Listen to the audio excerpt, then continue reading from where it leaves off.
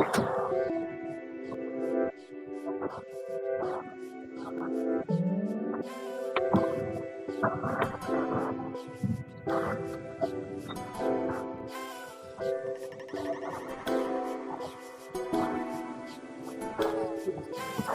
know what, Therese? Also, that awning's out. Push the button and bring it back in. It's going to get real windy. I don't want that to mess up or something.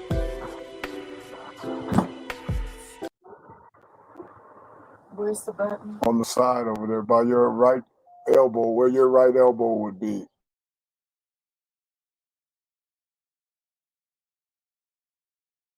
This is the M Zone. And welcome to the M Zone. Jamie Morris, Matt the Hitman Missler, best guy in the Bizzler. And you got, yes, he's back. Big Sweet Larry. Yeah, man. Lovely day. Lovely day. Well, I think so. Back in the Midwest, back in the stormy Southeast Michigan. They said there's going to be some thunderstorms today, man. So, yeah, that's what I heard. They look like it's getting kind of dark around here. Yeah, it's going to get dark around. Hey, you're in Michigan weather now. You're back. You're back. No more sunny California, 80, 90 degrees. But you brought the heat here. Big Sweet, you brought the heat. Yes, sir. I said it is warm. Quite warm. I'm pleasantly surprised how warm it is for May. It's nice today. Hey, you must have brought it because it wasn't that warm a week ago or last week. Say that. Well, yeah, I'll take the credit. Yeah. Yeah. Well, thank you for bringing that credit. Could have let the humidity over there too, though. Yeah, I know. That's what my wife said earlier. It's humid back here. I said, yeah, it is humid.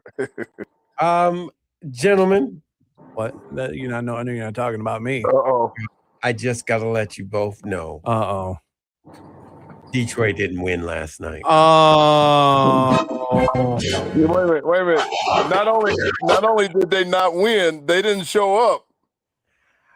Oh, Larry. I think, you know what? They went to Cleveland and they're gassed. It's got to be gassed. I don't know what else it could be. I think you're right, but Cade needs some help. And I remember the day when teams would fight in the seventh game. It's almost like when they got down by a certain point, there's like, okay, we ain't gonna win this, so let's just get through it. And that drove me crazy last night, man.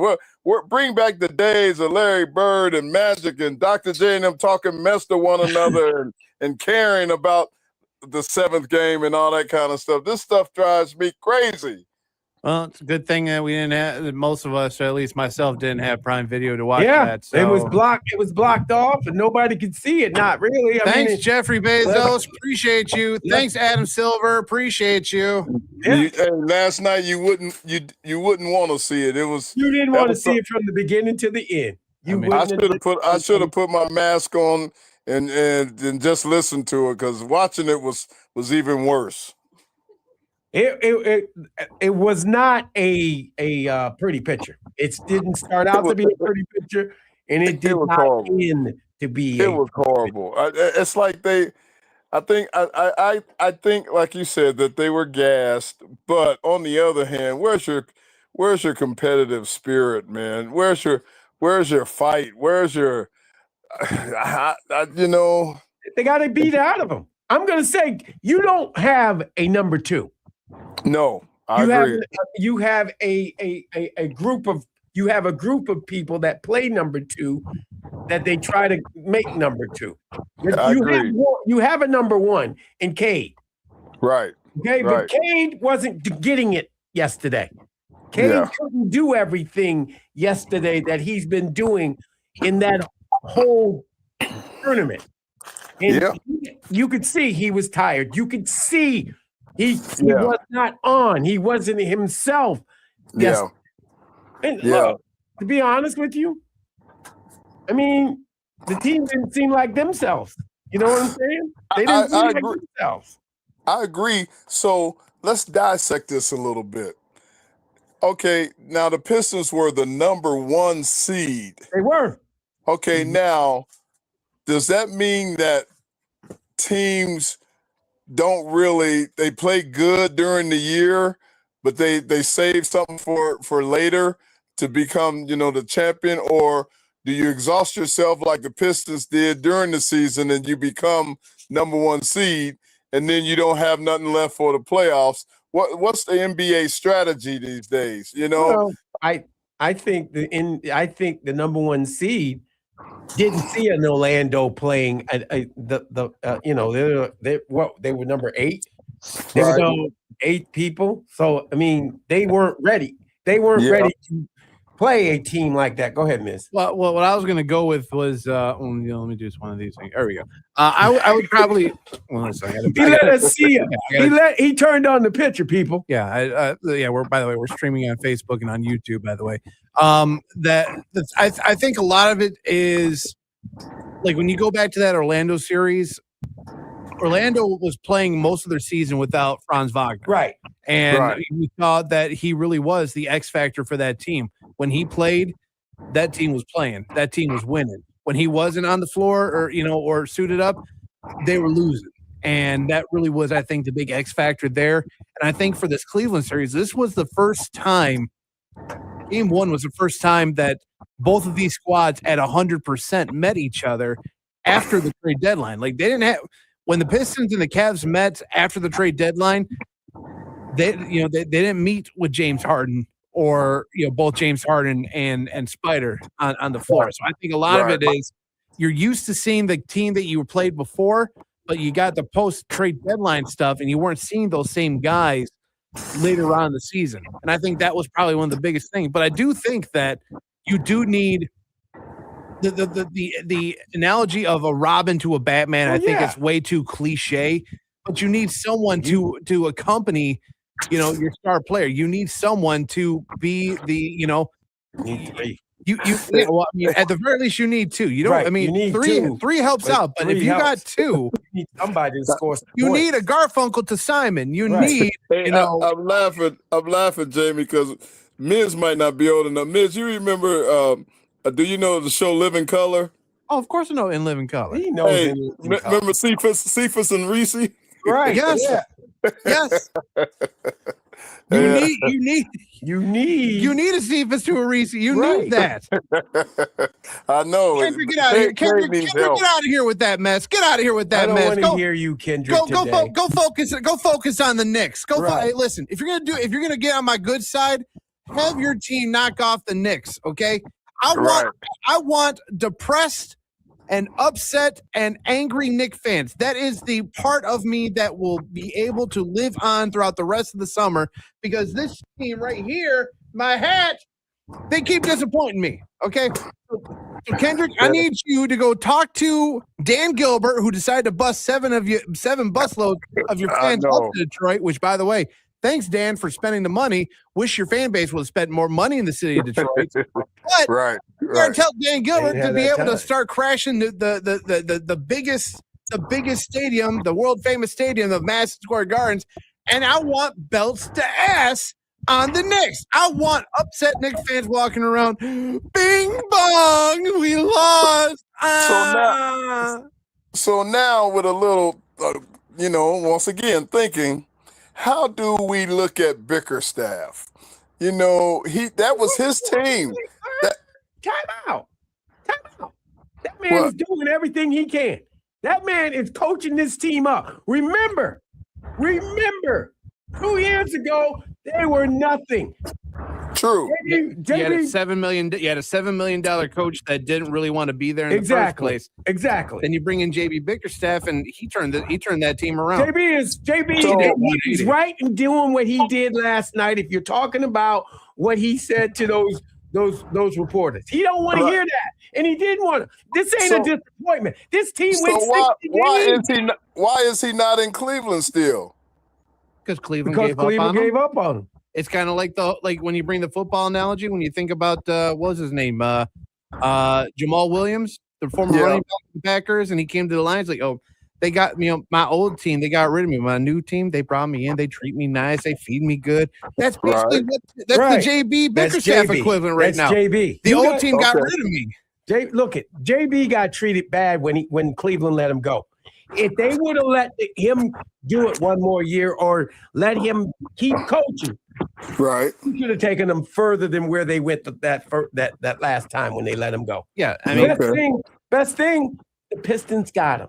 Mm-hmm. That's the best thing that happened. Okay, and I wasn't saying that just trying to start anything or something, but just friendly discussion.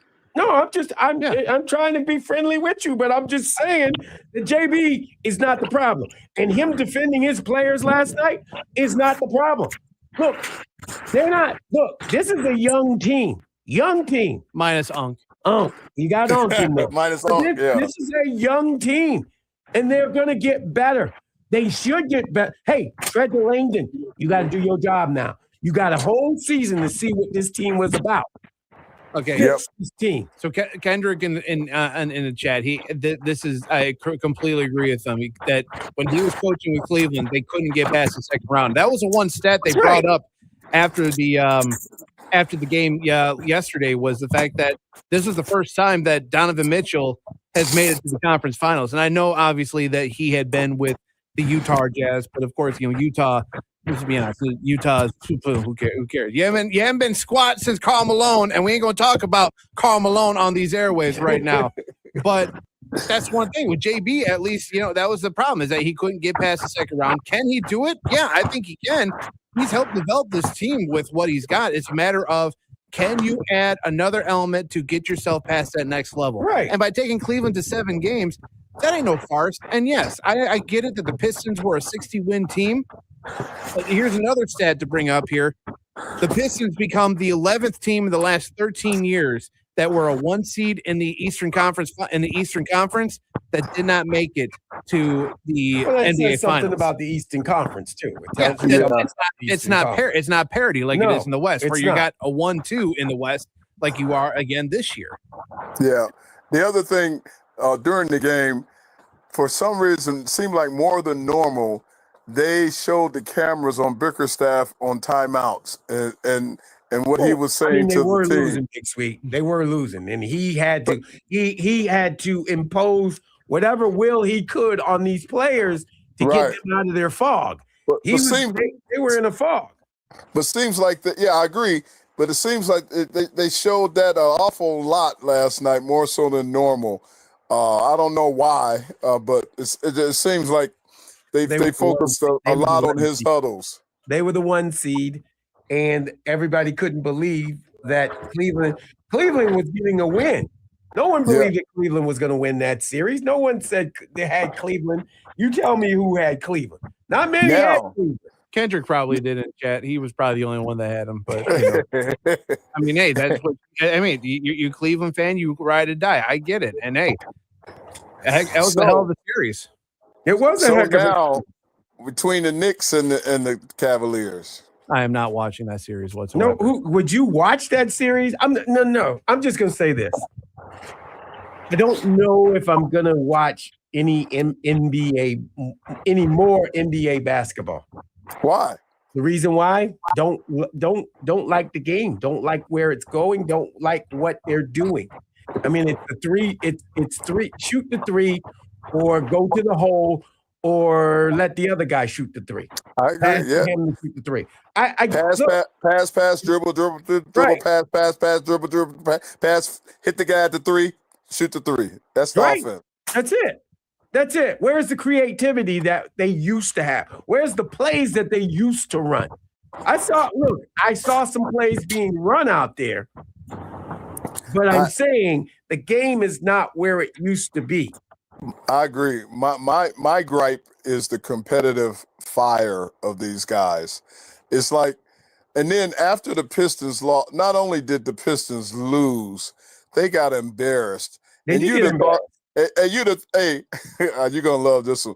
You'd have thought they were UCLA and USC after the game, partying together on the court, man. Them dudes was partying together and hugging, and it was a big love fest. I was like, dude, we just got our butts embarrassed, not kicked. embarrassed. I think that's to an extent that's true, but don't you celebrate what you did? You did something that no one picked them to win the Eastern Conference. I agree. That's cool celebrating among yourself. Right. But I mean, even the Pistons was hugging on them and everything. Like, hey man, you my man. What my dude? You know, I like. We just got our butts. They didn't beat us. They embarrassed us. Well, that's a true statement. They did embarrass the heck out of the Pistons. And they just kumbaya, like, you know, oh man, you my dude. What up, boy? Yeah, you boy, that was a good boy, y'all. And man, come on, that drove me crazy watching that. Well, they had to congratulate them and make sure Cleveland, they had to do all of that. Shake a hand and walk. Shake a hand and walk off. Don't be huddling up and partying and everything, man. You know, shake a hand and walk off the court. All I know is James Harden still played Game 7 like James Harden.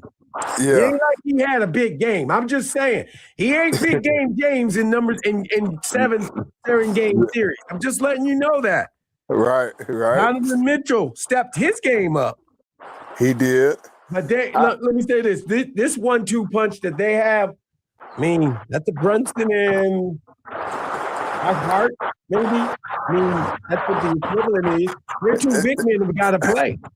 That's what got proven. They're two big men who got to play. It's gonna be an interesting series, but to be honest, I could care less. I'm like kind of like you. I could care less right now. You know. Hey, staying alive, New York in 5. I could care less. And then I really haven't kept up with the Western Conference. What's going on there? San Antonio? Yeah. OKC versus San Antonio. Now that's gonna be a series. You better watch that. That's something you can watch. SGA MVP again. Yep. Yeah. Okay. Yep. The alien and I don't mean to call him an alien. I jest when I call him the alien. Know that. That's his nickname. I know. But I'm not trying to say that as what it's meant. I don't mean to say that, but they do call him the alien. It's him versus OKC. I like it. it. They're they got 4 victories. They got 4 victories versus 1 loss. That's true. So, you don't have to answer it right now, but how many back-to-back MVPs have we had in the league? In NBA history, it's the NBA. Quite a bit, quite a few. Last time we did it is the Joker a couple of years ago. He did back to back. Yeah, he did back to back. Matter of fact, Shaq told him you didn't deserve that one. Yeah. So last time it happened was Nikola Jokic 2020-21 season, 21-22 season. Right. Then you had the Greek Freak in 18-19, 19-20. And then before that, 2014-15, 15-16 with Steph Curry. Then you had LeBron in 11 and 12. It's not like a rare occurrence. I think the rare occurrence is when you get someone in between some of those ones. Like you had Joel Embiid that separated. He kind of snapped what could have been a four-peat for Joker.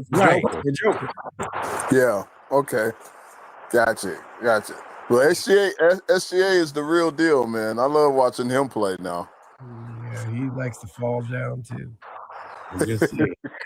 He likes to flop too. I'm sorry. He does. That's the game. That's the game. I was going to say you got to take advantage of it while you got That's the game. I get it.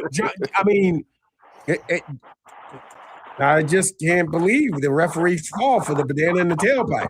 I mean, you got James Harden. He jerking his head around. That's all he did. He jerked his head. That's all he did. I grabbed his arm and he jerked his head. Next thing I know, it's a foul. What are you doing? I know. Well, he knows he can get the call, so he works it. Just like Harden. Harden knows he can get the calls, so he works it. I get it. I get it. No, I get it. But I'm just like, okay, referees, you can't pay attention. You don't know about this. And sometimes they just look like they got. I got to call a foul on this one right here. I do the football scouting thing, but I don't really do basketball. But I think I'm gonna do some basketball scouting to see who's up and coming and who the Pistons need to get. They need to get a dominant big man. They do. They have a dominant big man. Who? He just didn't dominate this time. No. Come on. He got dominated. He did get dominated by some fine young men. By two dudes that apparently two dudes who want to play. That realized that they were the bigger man down low. They want to play. I mean, the only thing I could think is, because the team mentioned it a while back, is Milwaukee maybe looking for suitors to trade for the Greek Freak. So whether the organization looks at trying to see if they can send a package for a sign and trade or whatever, like that's a to be determined thing in the offseason. Mm-hmm. But I think the Bucks they're ready to go ahead and say, all right, that's fine. You want to go look for greener grass there, Giannis? Go ahead and find the greener grass. Let's dream a little bit. They're telling dream a little bit. Anyway, go ahead. Giannis and Cade. That would be a nice little dream, I think. It would be. Yeah. It would be. I just. Do you have enough to field the team? That's the thing is, do you have enough in the pot to sweeten it to make the trade for you? Right. That's going to be the big thing. Right. That's a good question, and just by looking at it real quickly, I don't think so. No. They don't have nobody that Milwaukee would want. So it could be some money involved, maybe. Well, it's going to be money. Everything's about the money. But look, exactly. It's going to be a team that that's got a lot of assets, a lot of draft picks, a lot of up and coming players that are able to play. You know what I'm saying? Right, and right. That's look at. I watched the owner of the Bucks say, we're telling players right now, but don't expect to have Giannis. We don't expect to have him. And that's everything's in the Turner now. Everything's gonna work. So it's gonna be somebody who gets him. You don't know who yet. Don't know who yet, but it's coming. It's coming. Yep. I agree. Sounds like you got the downpour down there with you, Big Sweet. Sounds like you're coming down now. Y'all can hear that well. We can hear that too, man. We can hear that too. God damn, y'all can hear everything. I'm glad you getting that kind of weather because it came down. It came down for what, 5 minutes on us. Is it irritating? No. It's just that it's the reason why I say that is because I've got the little ticker in front of me that I keep checking I keep checking occasionally the air feed here in studio that we're under here in Southeast Michigan. We're under the National Weather Service under a severe thunderstorm warning until about 4:45 today. So I just wanted to double check. That's why I heard the rain coming down your neck of the woods. I'm like, well, I might if it starts thundering, man, I might have to hit the mute button at least for a while to let it. But you know what? I ain't gonna lie. I kind of miss this. This is kind of nice. Out there, what's that song? It never rains in Southern California. So right. That's a true statement. I kind of miss this little rain right there and a little thunderstorm kind of thing. This is cool. Well, got the door open. We need to go to a break. And Big Sweet, hey, y'all figure out who the Pistons, what the Pistons are gonna do. Well, how about when we come back, we can think about this, and we also have post-game thoughts from JB Bickerstaff, Duncan Robinson, and Kate Cunningham after yesterday's loss. We can hear from them coming up on the other side as well. You got it. All on the other side. You're listening to the End Zone on the Big 1050.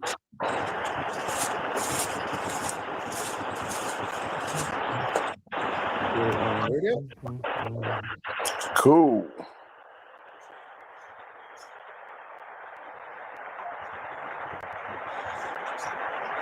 And I'm going to send us on break on stream. So we'll be back, chat.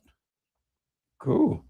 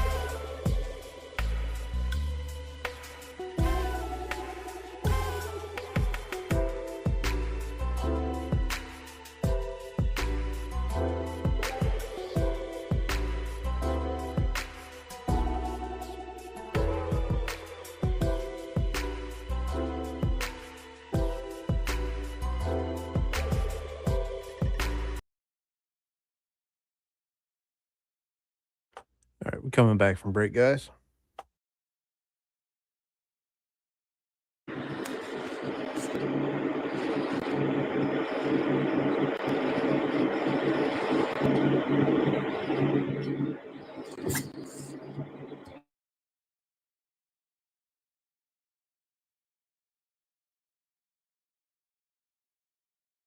This is the M Zone. And welcome back to the M Zone. Jamie Morris, Matt the Hitman Missler, best guy in the Bezzler.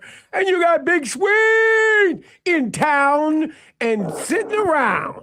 You got Rain hitting the old RV right now. Dare you say hitting the ground if you're giving on that rhyming thing? Hitting ground, the ground mound, a rebound, getting down with the sound. Listen to you. Wow.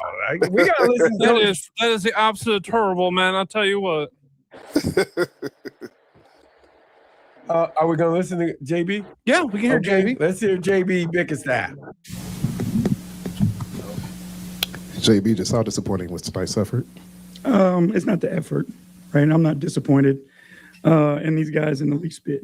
Obviously not the way we would have liked it to gone. But I'll never be disappointed in their effort. They gave us what they had. The Cavs just outplayed us tonight, and you give them credit for it. Coach, I'm along those same lines. What is your biggest takeaway about this team with everything that you guys accomplished this season? This team is awesome, and they're a special group of guys. I couldn't be more appreciative of how they allow us to coach them, work with them every single day, the spirit they carry. Their willingness to grow, their willingness to sacrifice, and it's a special group. And again, I can't be more thankful than to be a part of this, and to be able to work with these guys. JB, defense has been the name of the game for you guys this season. What did you feel like was missing, in particularly, defending the post against Allen? It was more like, he got the ball in his spots off the glass and things like that. But we knew, they had X factor guys that had the ability to contribute, not just. Not that he's an X factor, he's an all-star, but Sam Merrill early in the game, Jared Allen, on the boards and playing. So we knew it was going to be a tough series and a tough test for us. But just like we did last year, we'll learn from it. We'll put it in our pocket. We'll get better from it. And next year we'll grow and be a better team. JB, in the third quarter, the cameras had you there talking to your team, and you said, we've got to find our competitive spirit. You told your team that. Why wasn't that there tonight? Why do you, where do you think that? Well, I think we had gotten down. And when we got down, we started trying to figure out other ways to win the game instead of, who we've been. And I just wanted to make the point to the guys, that we do it the way that Pistons do it. And we had to find that in order to give ourselves a chance. Did you feel like Cleveland, since they had lost last game, brought a desperation that you guys couldn't necessarily match tonight? No, they're a good team. They're a talented team, and, I thought their talent was clicking tonight. I thought they were better defensively tonight than they were previous games in the series. So I just give them credit. They won the game tonight. Jibby, just you guys took a step last year, take another big step this year, playing at home, Game 7, especially what you just done in Cleveland. How big of a disappointment? It's not a disappointment at all. I'm not ever will I be disappointed in these guys. These guys every single day give us what they got. So it is not a disappointment. It's a loss, and it's a tough loss. But that adjective will never be used as this group. It's not. I'm not saying in the guys necessarily, but the season as a whole, and also I'm sure you had higher expectations. Falling far short of that, I guess, is that. I don't think we fell short of anything. And I don't like the direction of your question. I'll be honest with you. These guys have improved massively and done a great job. Anything other than positivity towards this group is unacceptable. The turnaround from where we've come from, what these guys have been willing to do. Yeah, everybody wants to win a championship every year. But, how much did you grow? How much did you improve? Did you sacrifice for the greater good of the team? Our guys did that collectively every single day. And we got better. We put ourselves in position to be here. So there's nothing disappointing about, this group and the outcome of this. Considering just the level of growth you help foster here, what are some of the things you're most, I guess, excited to kind of take forward in the next season and continue growing? Well, I mean, it's the guys' ability and willingness to grow, right? Their willingness to be coached, to be able to look in the mirror, honestly see themselves in areas they can improve, and then the willingness to go put the time and the work in to get it done. JB, is it a safe assumption to say that maybe this team just ran out of gas? I mean, you had 2 long series. You had to really dig deep, desperation in a couple of games to survive and advance. I mean, we again, what we've done throughout this playoff series and throughout this season, again, was remarkable, right? To be down 3-1, learn from it as quickly as we did, be able to come back and then take a team, as good as the Cavs to 7 games. Again, would we have preferred the other outcome? Yes, but these guys gave us what they had, and every single night they gave us what they had, and I couldn't be more proud of them.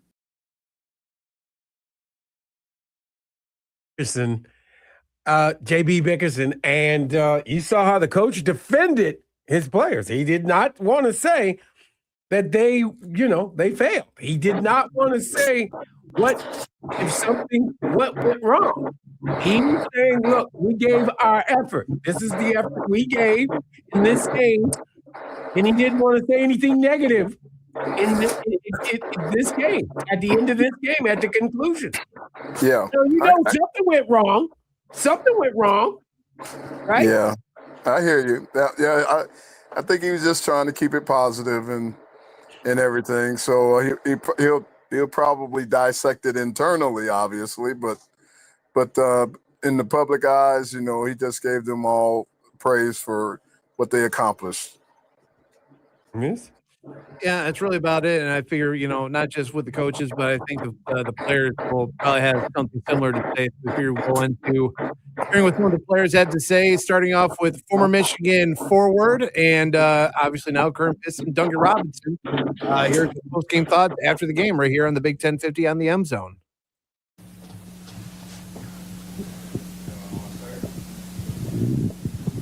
Hi, Duncan. As a guy who's actually been to the finals and most of the rest of the team hasn't gone as far, is a night like tonight, is a loss like tonight, when you view it in the big picture, one of those things that a team almost has to go through in order to get to the next level, because there was no experience in getting this far up till now. It's further than last year, but still not where you want to go. Yeah, I don't know. I don't know that you have to go through it. But there is a level of pain that comes with experiencing these types of losses that I think, if channeled the right way, can be invaluable. The team we played tonight is a pretty good example of that. The sense of urgency that they came out with, obviously, you look down that roster, and that roster's been through some pain. They've lost at this stage of the season in the past. And they played like it tonight. So I don't know that you have to go through it. I don't know that I totally agree with that. But if you channel these sorts of experiences in the right way, like any experience, it can be a foundation for success moving forward. Duncan, this team came into the season, obviously, with expectations to do better than last year. I don't know if anybody would have predicted, 60 wins, number 1 seed. How do you, I guess, kind of keep those things in perspective and in mind, just how much that need to move forward this season, even if it didn't end the way you guys wanted it to? Yeah, I think that's probably what the next, couple weeks are for. To be honest, there hasn't been a lot of reflection, for me personally. I think really us as a group right now, I think we've just been just so locked into the day-to-day and just trying to enjoy and make the most of every opportunity. I think that's one thing this group did really well, was just show up every day and just enjoy being around each other. So that part of it hurts. Obviously, there is a process to this, and it's not something that happens overnight. Obviously, we felt like we were good enough to take another step this year. Didn't happen, but these next couple of weeks is when you sort of get an opportunity to reflect and hopefully have some appreciation, the way you'd have appreciation for any season, and to your point, there were a lot of things that went right this year. Duncan, you were a veteran addition to this team, stepping in with a lot of leadership. There's a lot of adversity, a lot of growing pains. And for these young players, it was, like you said, it may not be necessary to go through it, but it is helpful in the process. What did you see from the young guys going through the adversity, coming back from 3-1, going through this season in terms of, the step-by-step and what their growth was? Yeah, so much growth. I mean, across the board, you go down the line. This is the only team I've ever been on where everybody contributed to winning a playoff game. Like that's so unique in this league, and it didn't surprise anybody. I think the superpower of this group was our connectivity, our depth, and just celebrating each other's success. It's something a lot of people talk about in this league of trying to do it. And to be honest, in a lot of cases, it's empty words. And I really felt like this group enjoyed coming in and being around each other, wanting to see each other do well. When it was someone's night, we were leaning into that person. And that's a special thing to be a part of, for sure. So I'm just grateful, having been in the NBA for a little while, to be around this group, because it's just such a special refresher of how special this game and this league can be. Duncan, I'm sure the question most fans are going to be asking tomorrow is what happened? Just like simple, what happened? You guys only lost games by a handful of points before this, and then you were down 20 and then 25 and 30 and 35. How would you answer that question? What happened? Yeah, it's, I don't want to be over reactionary. Having not watched it, I gotta watch it, and probably I could give you a better answer, quite frankly. I think, just we didn't come out with the right disposition for a game 7, and that was apparent through all the areas that we sort of prided ourselves on this year, and areas that at the end of the day we always felt like we could compete with and win. We didn't win those, and you got to give credit to them, because they just came out with a force and a pace that we weren't able to match. That's just what it felt like. I don't want to be overreactionary. And, to my point earlier, you kind of got to watch it and take the emotion. There's a lot of pain that comes with losing like that right now. So you kind of want to evaluate it with a little bit of a clearer mind, but that's what it felt like. Yeah.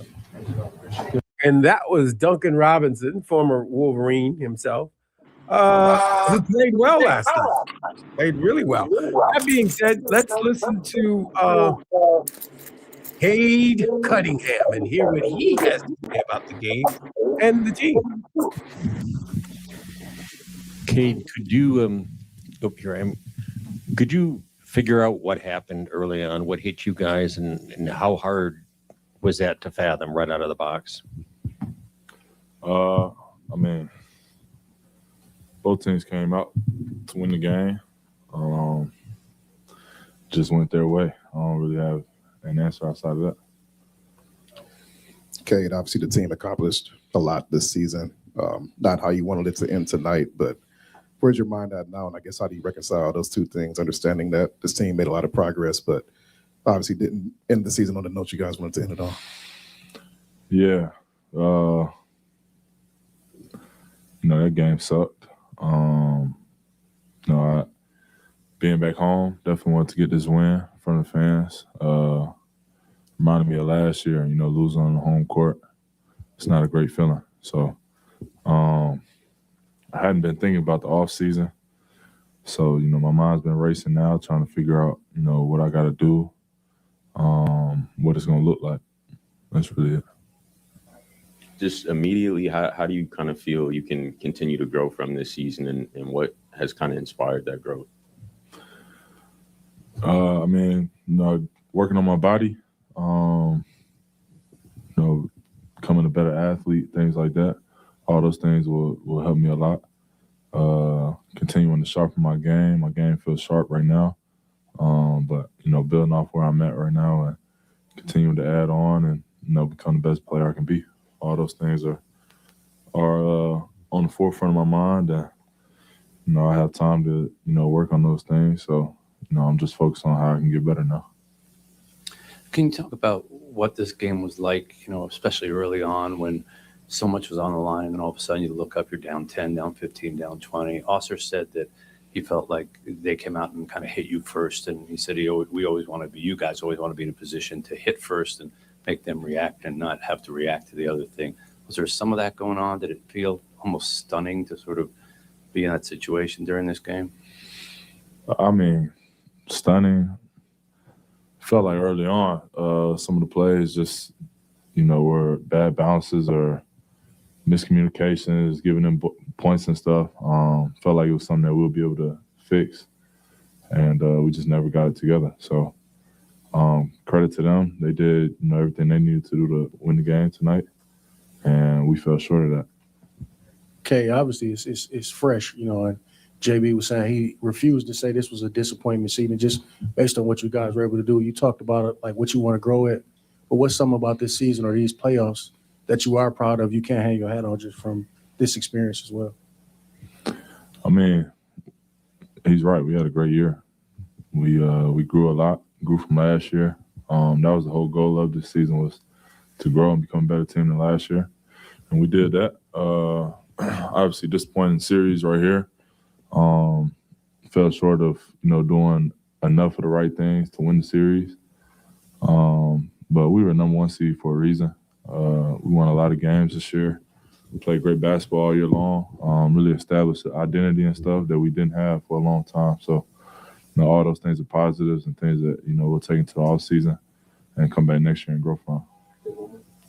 Kate, kind of going off of that, in the 2 short years that JB Bickerstaff and Trajan Langdon have been here, the standard is raised quite significantly here for this Pistons team. Just as you do kind of reflect and head into the offseason, I know obviously a lot of negative feelings about how the season ended, but, how grateful are you not only just for, JB, Trajan, what they've brought here, but also just everyone in that locker room that you fought alongside this season?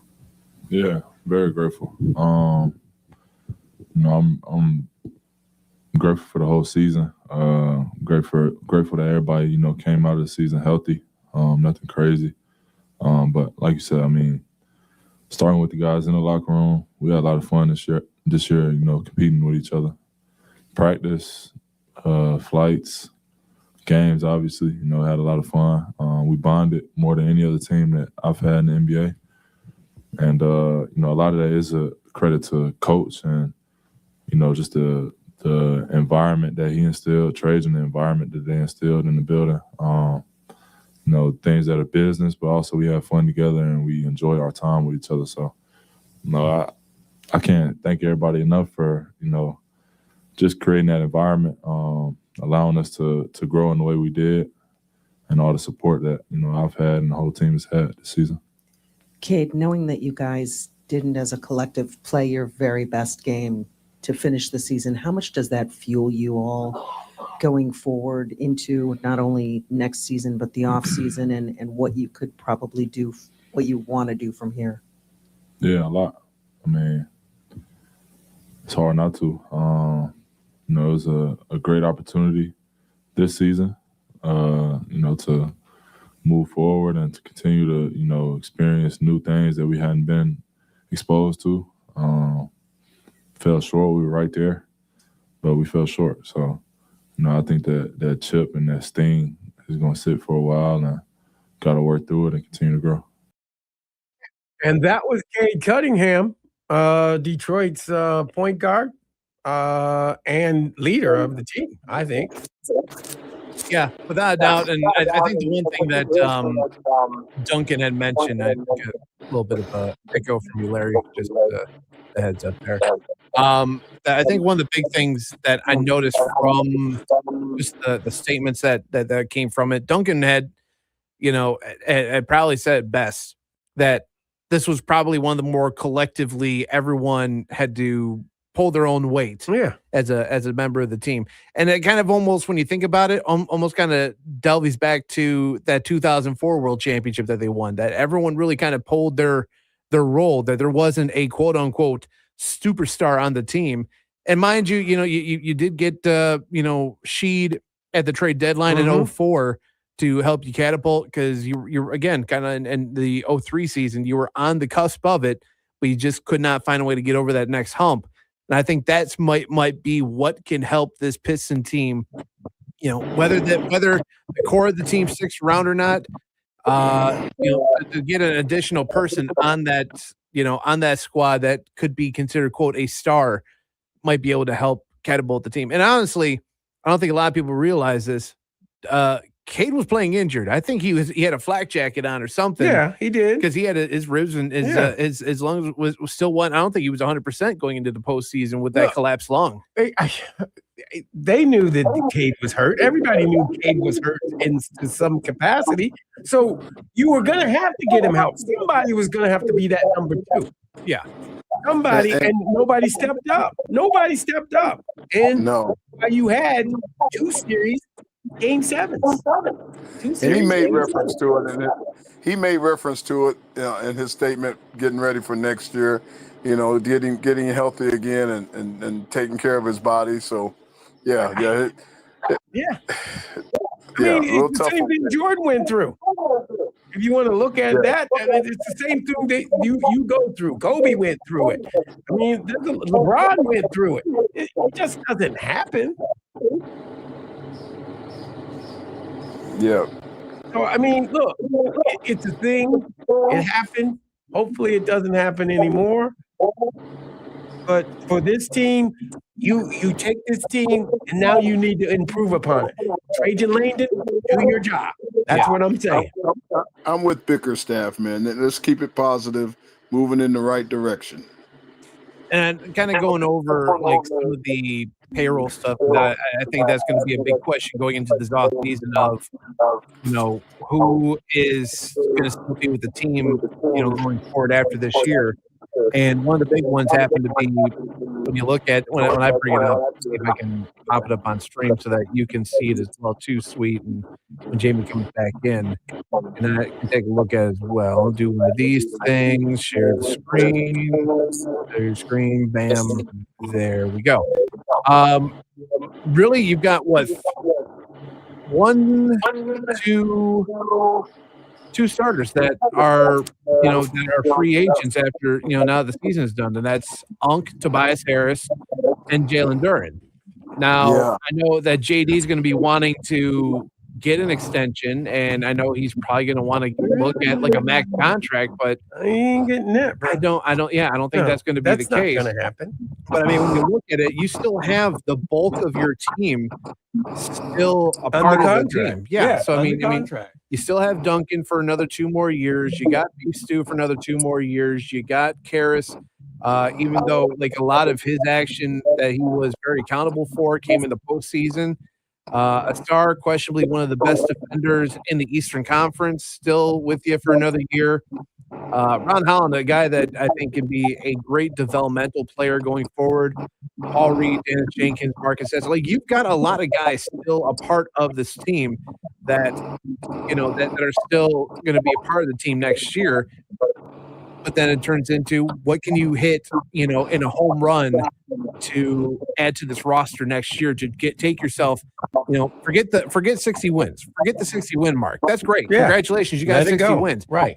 Now, how can you get into the next round? How can you get into the conference finals now? How can you find a way to get into the conference finals and maybe even look into the NBA finals at that point? And I think that's what you're going to see earlier.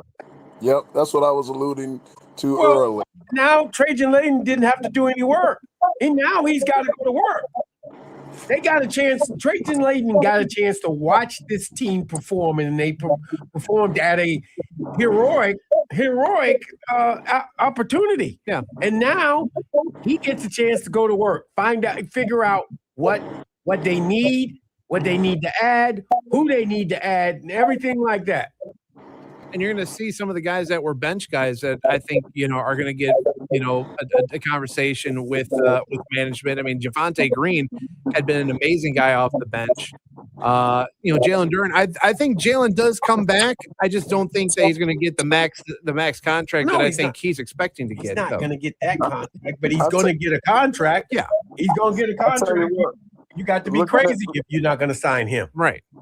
Looking at this roster you've put up, Miz, the best job in the world is a bench backup player in the NBA. Oh, absolutely. 2 mil, 3 mil, just and never play. You know, I mean, why? really, because really, if you think about it, the only one on here that was a quote unquote bench guy that we brought in was Kevin Herter.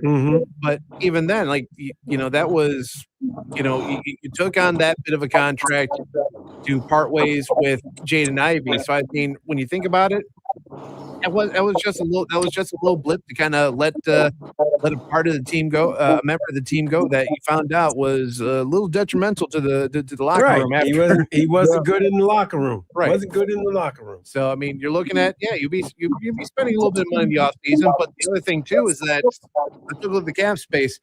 The Pistons were smack dab in the middle. They had a lot of room to play. They got with money this to year. burn now. A little bit. I don't want to say they got a lot. But they got a little bit of money to spend money to bring in a guy. That's true. Jamie, what was our term in football? Locker room lawyers. Yes. Yes. Exactly. So that's what I think we're going to be looking at going forward here, at least with the Pistons going forward, what they got going the offseason. This is going to be a spending time for front office and trying to see if you can find a good key, a good addition to the team in terms of a star to accompany Cade and Duncan, and who else will end up being in that top 5. Now the NBA is a little different, right? When it comes to like the luxury tax and Nobody wants to go over the luxury tax. That means you pay an extra. Yeah, and then is there a hard salary cap in the NBA? Yeah. I can't remember what the number is, but I know, like I said, when I looked at it last, they had a lot of wiggle room. They got a lot of room. Okay, got you. Good. Okay, it makes me feel a little better. Let's take a break and we come back. And when we come back, I know we weren't on Friday, but that being said, we're gonna talk. We're gonna talk about this the schedule that came out. This NFL schedule that came out. Who got the best end of the deal? Who got the worst deal of this? All on the other side. You're listening to the End Zone on the Big 1050.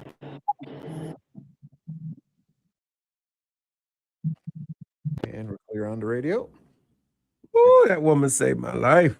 And it's coming down buckets right now. It's coming down buckets. Buckets. Ooh. And we got to talk about A.A. Ron. Goodness. You know what? A.A. Ron should not be in the league anymore. No, he should. He's still balling. And he conned himself a bunch of money from he from got the some. Steelers. Hey, the Steelers. But they thanking him for last year. They thanking him for last year. You know that. That's some thank you money. Here, we're gonna give you something to get away. Exactly it. I think Sweet is frozen. I can take Sweet. care of Gilbert. Turn your phone off and bring it back on. Oh no, he's back. Now we got him he's back. right there. Okay. We got him back now. He back. He back. I'm back. Don't do nothing. He back. All right. Oh, brothers, man. Oh my God. I gotta go figure out. Okay. I figured it out. No one had to.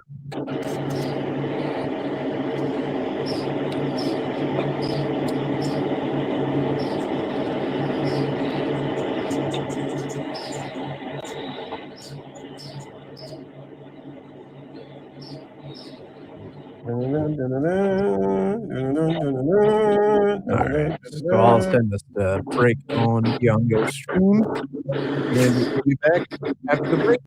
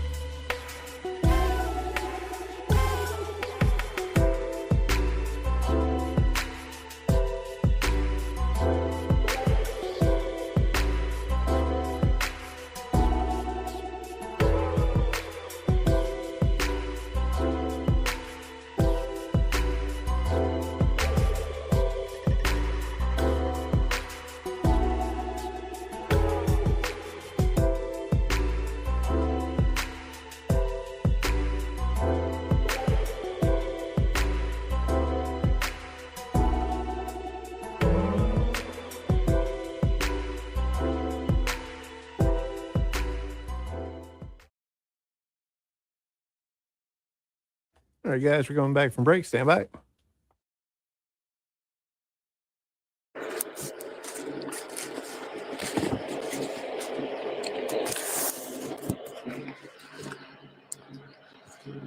This is the M Zone. And welcome back to the M Zone. Jamie Morris, Matt the Hitman Missler. Yeah. Best guy in the Bizzler. You got Larry Lee on the other side. He's back in Michigan. Michigan. The cherry state. Yeah, it is known for its cherries. It is known for its cherries. With the Cherry Fest every Independence Day weekend. There you go. Where is that? Traverse City. Traverse City? Yeah. Really? Mm-hmm. Yeah, okay. All right. It gets crazy up there. My uncle and cousins lived up there for a long time. He said you don't want to come up here 4th of July weekend. It gets way too crazy up here. So they told you not to be up there. Don't come up here. Yeah, they said too many townies up here. Don't come up here. Also, tulips, right? Tulip over in Holland, right? That's Holland, yeah. That's Yep, the Holland thing. Yep, that's the Holland thing. You're right about that. True that. So the NFL released its wonderful schedule. I mean, now it's become a seasonal thing, Miz. Why is the NFL making this a seasonal thing? Because just like every other sports event, there is no off week. There is no off time. I mean, how many times we since the national title game, how many times have we had updates on Michigan basketball and some of the different things that are coming up with that? Did you notice that they didn't have NBA basketball that night? No, they did not. They dedicated. I'm talking about ESPN, but nobody played basketball or anything. Really, no sports on any channel. The season. I mean, they took a break and they came back and played the next day. I'm just saying, dude. It was crazy. I noticed that. I went, "Where's the games? Where's the game? How come we didn't get no game? No game." I'm just flashing back, man. You know, I handled all the operations for the Lions back in the day. And whenever the schedule would come out, that's when I would go crazy. Because now I got to book the buses, the trucks, the hotels, the travel, the planes. And this was my busy time of year, man. Oh, it was crazy. Calling, making it, and then you gotta adhere to the coach and see what he wants to do. You know, now when Bobby Ross came in, Wayne would let me do whatever I wanted to do. Wayne Fonts. That's your boy. But when Bobby came in, Bobby wanted to know everything from A to Z, where we're staying, And after about a couple of years, maybe twice doing it, Bobby finally learned I knew what I was doing, and he left me alone.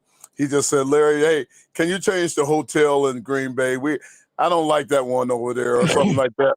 Other than that, but this was my crazy time of year, man. Oh, my God. Waiting on the schedule to come out, and then you got to go to work. That's funny. Miz, what do you see in the Lions schedule? What sticks out in the Lions schedule that you're interested in? Well, I mean, there's a couple of them if you think about it. First off, week 1 is the Sam Webb Matt Missler bowl game between the Lions and the Saints.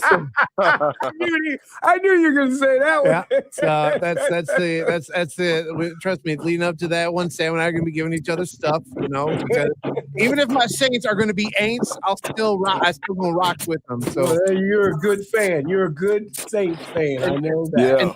Until they blow their and blow everything up and after week 3 after going perfect on offense for every drive like they did last year. But that's besides the point. You know what's exciting for me?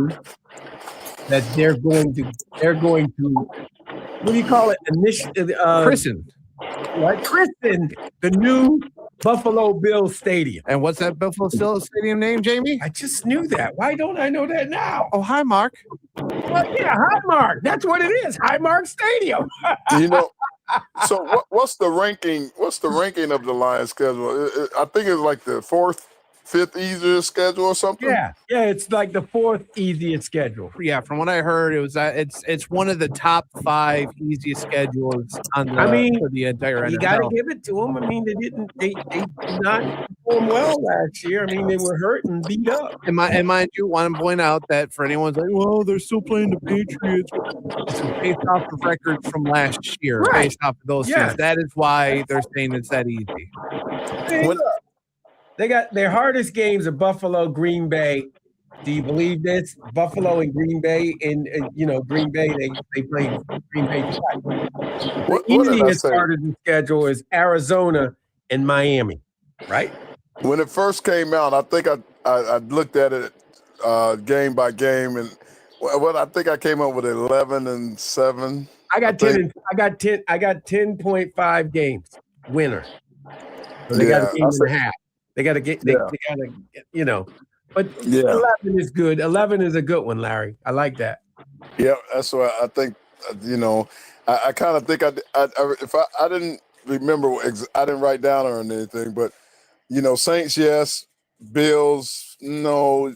Jets, yes. Wow, you went no on the Bills? Yeah. The Lions are going to be the best. Well, it depends on if they get out, if they come out. Well, the other thing too is Carolina. I tossed that one up. Yes, on the Cardinals. A split with Green Bay. I think I had them beating the Vikings twice.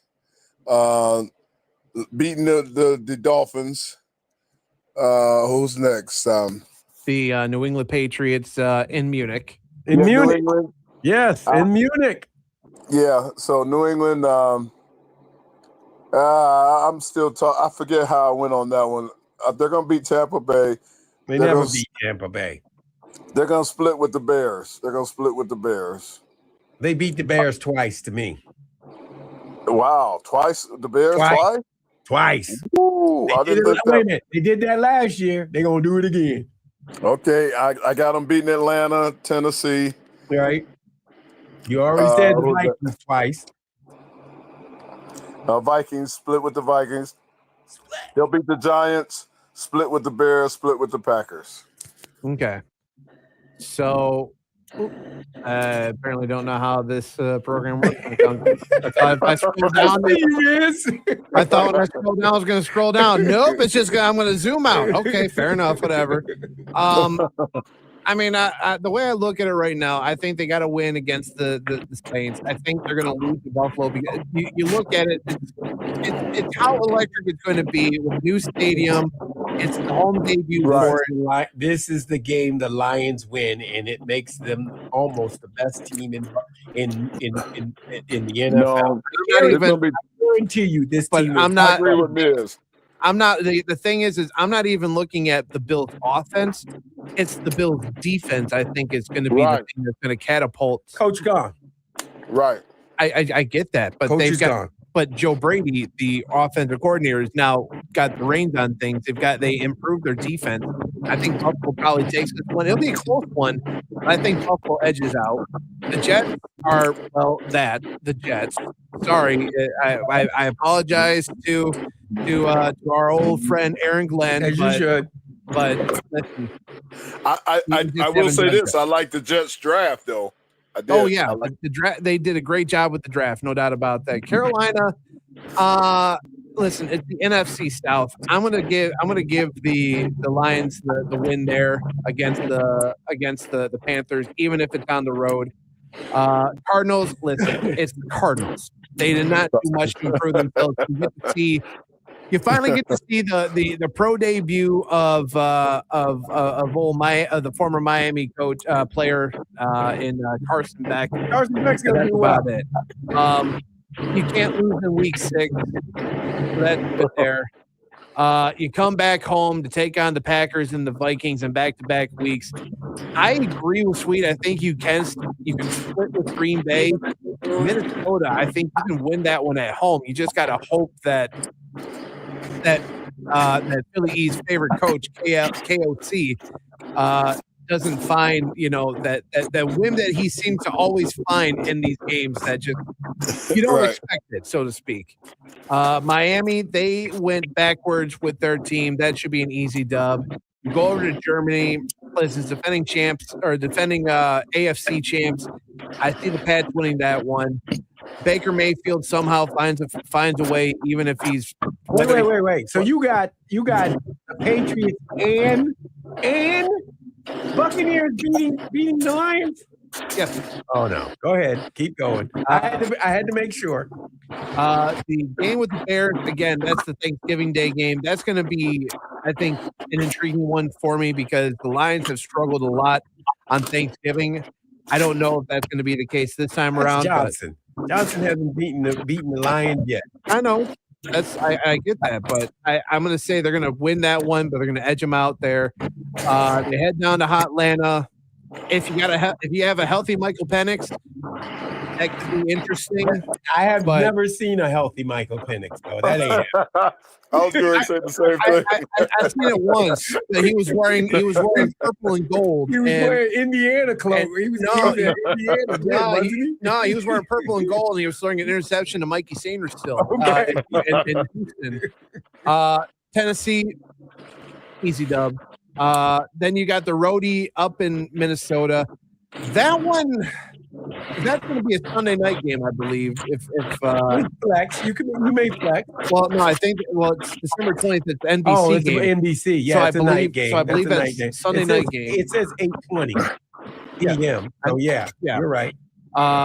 Should be an easy dub the week afterwards, hosting the Giants. And listen, it's no 8:15 game. Yeah, it's Monday night game. Right. No disrespect to John Harbaugh, but listen, you've got give yourself another year, and I think you might be able to toss a wave in the NFC East, but not this year.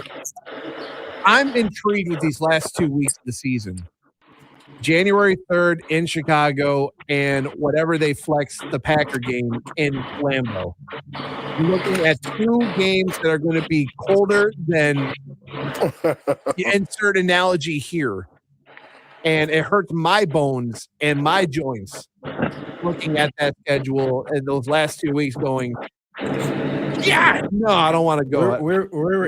I just want to point this out. We're going to be in an El Nino weather pattern this coming. Which means just letting you know. Which means it won't be as snowy and cold in the Midwest. Well, Tony Phil said that you can take your El Nino and suck it up. Your El Nino has El Nino has beat the hell out of that damn thing. That rat y'all celebrate. Hey! Hey, I don't celebrate Punxsutawney Phil. We got our own here in Michigan, bro. That's all I know. But listen, You can say we have an El Nino, La Nina. It don't matter. It's still Chicago and Green Bay in January. It will be warmer. It won't be freezing cold. And you heard it here first. Instead of 32 degrees, it'll be 18. No, it ain't gonna be 18. Instead of 32, it's gonna be 43. Yeah, but the wind chill will still feel the same though, Jamie. Let's not BS the people here, okay? Come on now. Hey, I've had some mild winters here, and you've been in mild winters in Ann Arbor, Michigan. So don't give me that. We don't have them like we used to. It just don't get instantly cold anymore. We got to know the weather patterns of what we have around here. Let's start in. What? Speaking of that real quick, my wife and I were eating breakfast this morning, and the lady at the restaurant said, we just experienced one hell of a winter. Was it that bad? No. It was cold, though. It was cold. No, we had them vectors, them polar vectors. They hit us quite a number of times. And she was talking about it was cold for a while, for a long time. She ain't lying. Yeah, I think this was cold. I think this was the one year where we kind of skipped spring and just jumped right into summer with how it just was chilly last week, and then we got a little taste of spring, and then Mother Nature said, "All right, summer." Because I'm actually surprised how warm it is here. I didn't think it would be this warm. You're going right in the right pattern. Don't worry, bro. La Nina's gone away. El Nino is back. All right. Okay, I'm sorry. Back to the schedule. A couple other notes on this, by the way, is they did not show the preseason, aka the who gets to stay on the team on the practice squad and who gets cut game. Thursday, August 13th, they travel to Cincinnati. They're on Cincinnati to take on the Bengals at 7:00. Week 2, they get to take the Sam Webb, Jamie Morris preseason bowl game when the Commanders come to Ford Field. Ooh, that's good. Hey, that boy good. That boy good. He's gonna be good. That boy good. I don't think they officially announced like the time or the day. Like I think they announced the day. They got the date, don't they? No, they have not. So that it's to be determined so far with the Commander game at Ford Field.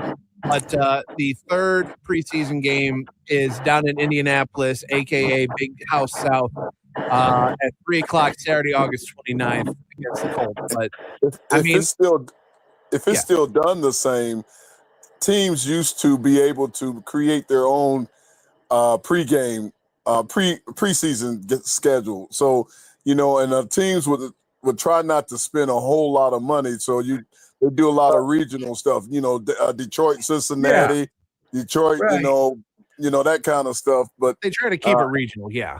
Yeah. But wait a minute, we got the Commanders coming. The Commanders are coming.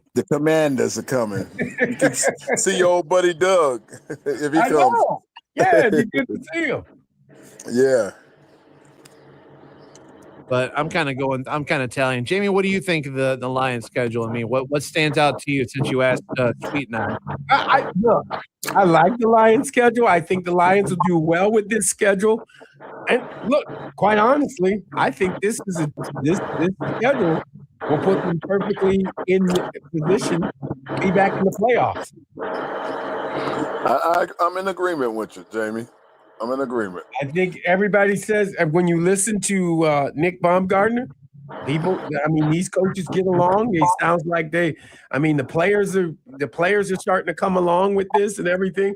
If you know what, if it's the real deal, this team will be 15 and 3. No, because it's 17 games. Okay, 17 game season. So it's 11. I say 11 and 6. 15 and 2. I've got 12 and 5 for myself, with the losses coming to Buffalo, New England, Tampa. I've got a loss at Minnesota on the 20th, and then the game at Green Bay at the end of the season. That's for my 5. Well, I'll see if I can. I see if I can get a little inside scoop. I told you on June 4th, they hired the band to do their all-employee party out in Plymouth. So, Jamie, if you want, Miz, I'll see if you guys want to come, man. We 3 games in 12 days, including the international, plus the tightest division in the league.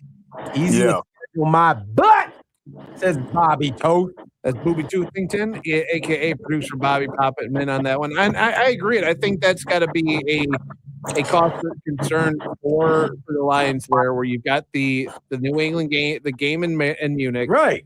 Then you turn around, you've got the game against Tampa on the road, or no, I'm sorry, at home, and then you've got the traditional Thanksgiving Day game. So yeah, I mean that 12-day span is a tight one, but in the words of a former ESPN, but like part-time ESPN employee, that's why they play the games. All I'm gonna say is these gentlemen get paid a lot of money to play football. They will be ready to play football. It won't be about being tired and all of that. I don't think New England's going to be the powerhouse they were last year. I don't think so either. I don't think so either. But I think you don't lose to New England because New England's look. They haven't seen a real team now, and you got to look at New England's schedule to see who they play. That'll tell us what do you really think they can win. Just saying. Yeah, I see. Like I said, a split with the Bears. A split with the Packers. You say that you just they doing beat the old Bears fashioned twice. stuff. I said they're gonna beat the Bears twice. I'll agree with the split with the Packers, but they'll beat the Bears twice. I don't know. The Bears gonna be one of the favorite teams to go to do it all. I don't know why. You had a nice schedule last year, Bears. You didn't have to play a lot of people. That's true. That's true. I'm just saying. I look at the schedule last year compared to this year. I'm a fan of their head coach. That's why. You be a fan. Doesn't matter. It's different players. They gonna play a different schedule, and they gonna. And then what's his name? Caleb's a year older now. So you know what's funny? I'm arguing your point. I'm arguing your point about I say a split, and you say they both. I'm arguing your point. What you? I said they lose. I said they get swept. I'm saying the Bears getting swept. Yeah, and I'm sitting up here saying how that could be true, but I don't believe it. I'm saying a split. You think? See, that's because you got that Dan Campbell in you right now. You're being stubborn. Just being stubborn. That's that Dan Campbell in you. Speaking of which, I hope, my man, I hope and pray. I'm going to have a talk with him on June 4th. I'm going to pull him to the side and say, look, dude, quit this fourth down stuff, man. Bring him up and let him sing. He'll like that. Yeah. Yeah. He get his job on, do all this thing. Wait a minute. I see it, man. What you see? Aaron Rodgers signed again. Oh, my God. Who did he sign with? The Steelers? Yeah. Did you see the money he got? Yeah, he One season. 1 year, 25 mil. 25 mil. That's because they paid him. What are you doing, Omar? Last year, too. They paid him last year. That's what they did. They paid him for last year. Thank you. Omar, what are you doing? I'm going to have a call to Omar. That's my boy, Omar Khan, the GM of the Steelers. To me, like when I look at that, it's more of we needed to make him happy because we're still not confident with any of the quarterbacks that we have in our offense. Yeah, that's what that saying is. But man, it's kind of interesting. Well, or maybe the history between he and the new coach, and maybe they feel they can recreate some magic that they used to recreate. I don't know, but Mike McCarthy and Mike McCarthy might be able to recreate some old magic. I mean, they got two good receivers now. They got two, not just DK. Yeah. They got Pittman, Michael Pittman. Yep. So, that's true. Look, they got guys that can get down the field. I'm just saying. Before we hit a break, Bobby also commented on YouTube saying, I'm honestly a little scared of Minnesota. Kyler is a little better than people admit. They have a lot of weapons against our questionable secondary. He's playing video games. Kyler up there playing video games. That's why I'm saying I agree with the secondary portion of this here, Bobby. I do. But allow me to remind you that on November 19th, Grand Theft Auto 6 is hilarious, come out. Thank you. That's hilarious. He's playing video. That man playing video games. He ain't worried about us. Yeah, he's too busy getting ready to get his early access to Grand Theft Auto 6 when it comes out in November. He playing too much Call of Duty, playing too much of Modern Warfare, playing too much of Hello Kitty whatever game. He's also focused on that GTA 6 coming through. Jamie, what's the perspective on your son, JJ? Don't worry about my son. My son gonna get his job done. He gonna get his job. I ain't worried about him. He getting between you and Philly E. What's going on with JJ and the Vikings? JJ gonna be okay. You ain't got to worry about JJ. Okay, we roll. All right. We roll. Okay. Here it comes. And we're gonna create the boom. They're gonna do what, Jamie? They're gonna do what? We're gonna create the boom. You want the boom, baby. I couldn't remember what date that was on. Eric has so many drops in here. It's not even That funny. is so funny. Well, we need to go to a break. We come back. We got more good stuff now. I mean, hey, we got some stuff because we ain't been on in a minute. That being said, you're listening to the M Zone on the Big 1050.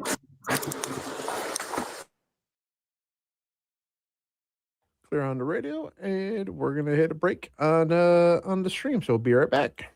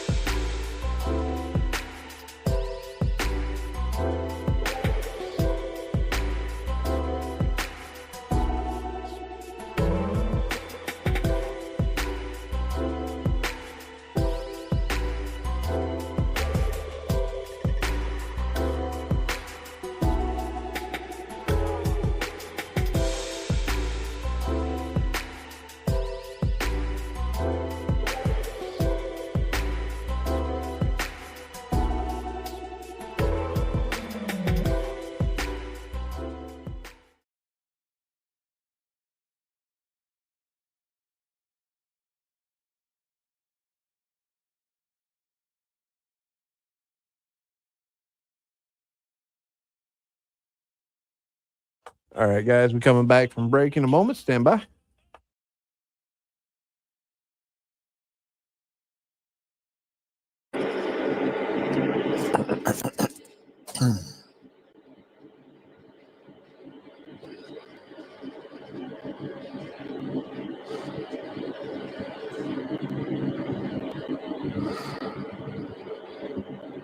This is the M Zone. And welcome back to the M Zone. Jamie Morris, Matt the Hitman Missler, best guy in the Bizzler, and you got Larry Lee. He's back in the DMV, baby. Back. I'm back. DET, yes. Hey, before we get into it, did you see that clip I sent you about you and Jumbo? Dude, I saw. Don't worry, I sent it to him. Thank you. He was all over it, dude. He's like, "Where'd you get this? Where'd you get this?" He loved it. Hey, I said I was. Hey, I told him, dude. You know I can get things. You know how I do it. Yeah, that was good. I said, let me send this to Jamie. Don't do it, Miz. Was it the same? Don't do it, Miz. The same picture of you on the stool standing next to him? I'm not. Larry knows nothing about that. Don't I know know why you nothing want to about bring that up. He knows nothing about that. Okay. They had a picture of they had a picture of he and Jamie hugging, and Jamie was around his waist. Wow. He was trying to,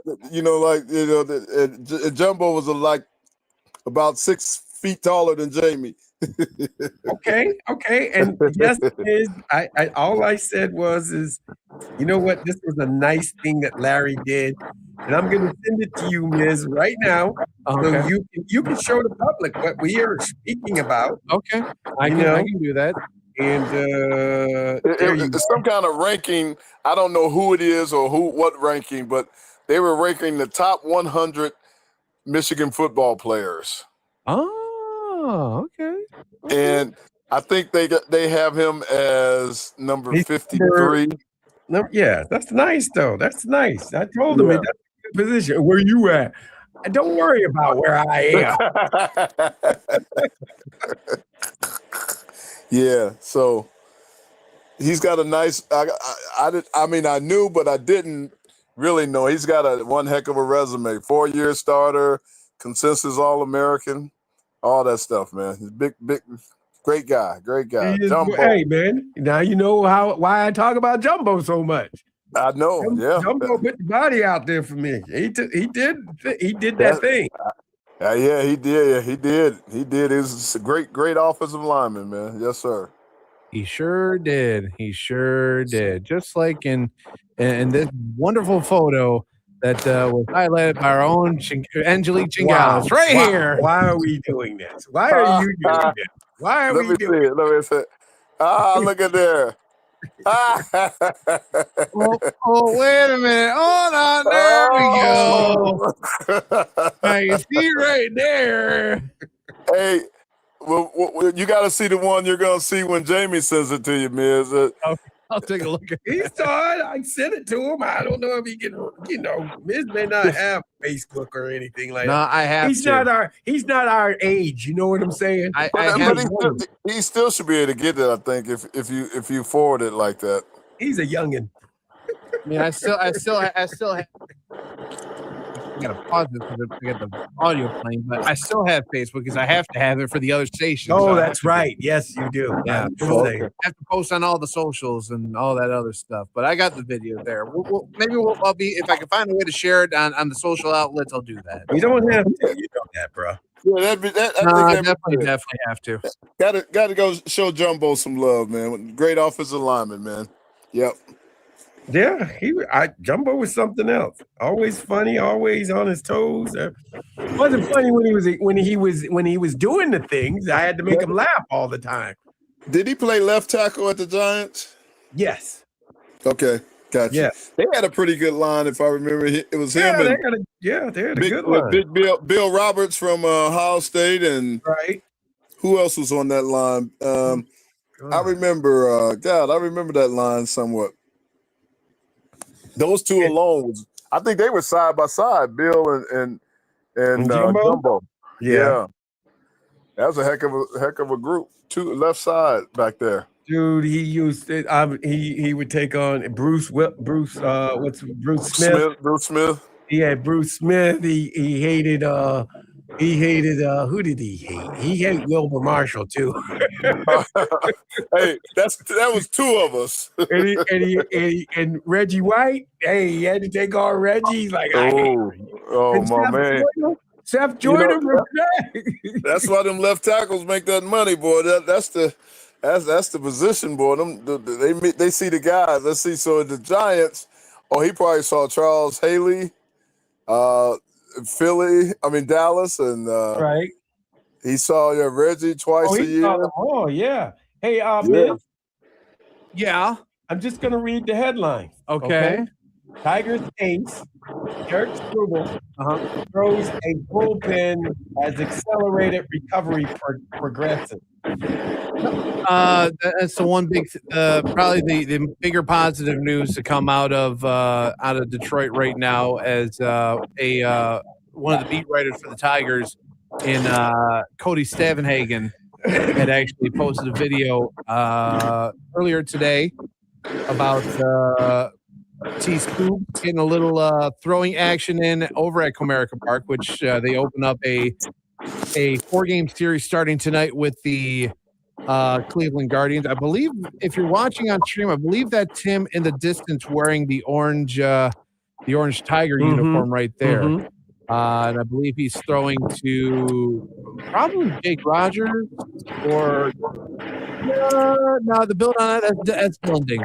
Okay.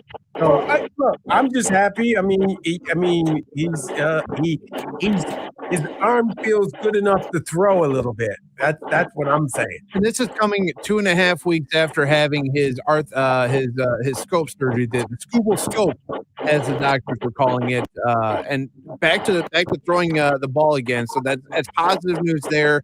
Wow. There have been positive news of Javier Baez also returning here soon to the Tigers organization, coming off of the injured list himself. I believe Will Vest is also coming off the injured list today as well. So there are a lot of guys, and this is obviously coming off of news of the guys they had come in a fill-in role in Ty Manning being sent down or being put on the 15-day IL for. I did not catch what the problem was exactly, but yeah, I mean you're starting to see some of the guys come back, but whether they can kind of link things along is going to be the biggest question right now for the Tigers going forward, at least. Yeah, I that's what I'm trying to look. As bad as things have gotten around the Tigers, you get a little bit of good news like this. This could bring a rainbow around. Mm-hmm. So the storm, I'm just saying, the storm, it looks like it's moving past now. Well, they highlighted that Verlander was at the Pistons game the other night. I don't care about that. Yeah, I mean, that was probably the loudest the LCA got from that, actually, is a shot of JV. Yeah.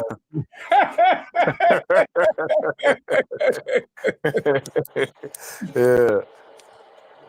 But no, I mean, I'm hoping that. I mean, hopefully this is the first game that maybe they can try to turn things around. But I'm not going to hold my breath on it at this point right now, especially with the top team in the division, which isn't saying much. But if you want to get yourself back in the conversation of like being a contender, if you can find a way to take 3 in this series, yeah, you're looking pretty good. Okay. But I look at the pitching rotation and I look at it as being highly suspect at this point right now. I got you. I hear you, but hey, it's time to get some fresh air. And this is a little fresh air for this city, for this team. They need this right now. This is what they need. You're right. They need something, especially after that dirty taste, that bitter taste they got last night. But Yeah, we'll see how things pan out. I'm gonna let you guys discuss. I got to do some contesting next door, so I'll be back here Yeah, in go a do few your minutes. thing, bro. Go do your thing. We got it. We got it. We got it. All right, sir. bro. Don't say a potty. Don't say a potty. Nobody's gonna be potty mouth. No one's a potty mouth. How about this? Party over here, party right there, party over here. I'm gonna do like they did on the one of the skits they used to do on SNL. Clint, I'll give you a topic. The 2028 NFL draft is going to be in Minneapolis. Discuss. Yeah, okay. All I know is, speaking of draft, and that's good, man. Speaking of one, Texas Tech quarterback Brandon Sorby filed a lawsuit against the NCAA in Texas state court on Monday, seeking a temporary injunction that would grant him eligibility for the 2026 football season.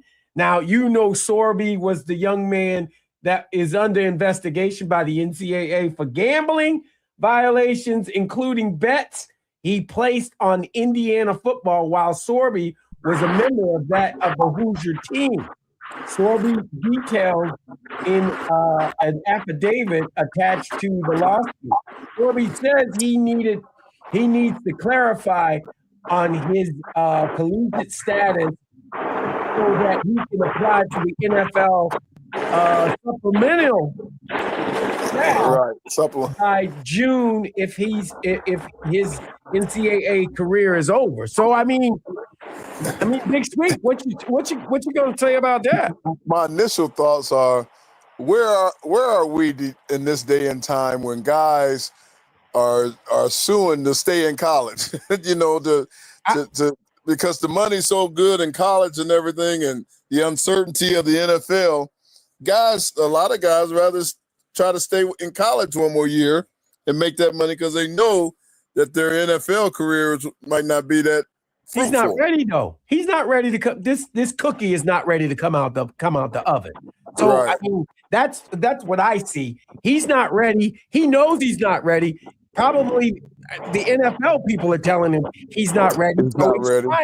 He's trying to get that year, this season coming, so he can Right. play. That's So what he he's can trying play. to do. Yeah. And at the numbers that these guys are getting, I mean, that makes sense. He's trying to keep the contract that he has with Texas Tech. Honestly, you see everybody trying to get over to Texas Tech. I mean, the young man that was going to be the backup quarterback from what's his name? I forgot his name. Where? He was your teammate. What was the kid? Dominic Raiola. Raiola's kid is going to Oregon. And play behind Moore. So now he's trying to go to Texas Tech to get that money.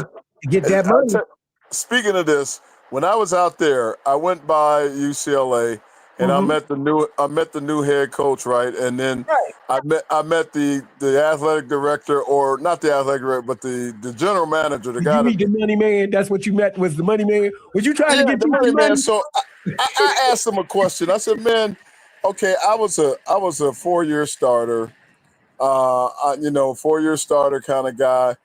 What would I've been making? Maybe $750, something like that." He said, "No, bro. You'd have been about a $3 million a year guy. $3-4 million." That's the truth. I said, That's "What?" the truth. Yeah, bro. Well, you were born too early, baby. You was born Oh too my early. God! When he said, "No, you'd have probably got about $3 to $4 million." I said, "Oh my God!"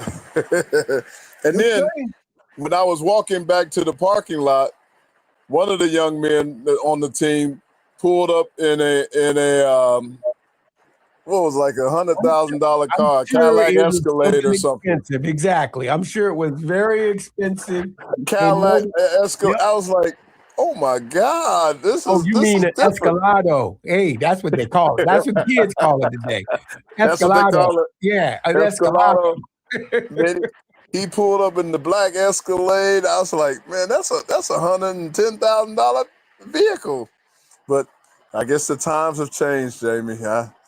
We were born too soon, my man. Way too soon. But dog, you know what? I wouldn't trade it for anything. Me neither. It was great, and I had a great college life, and LA, it was a great place to go to college, and so I'm not complaining at all. But Lord have mercy, I could have enjoyed it a lot more with a couple meal in my pocket. No, you're right. You're right. Hey, it would have been nice. It would have been nice. Now, most of these guys now.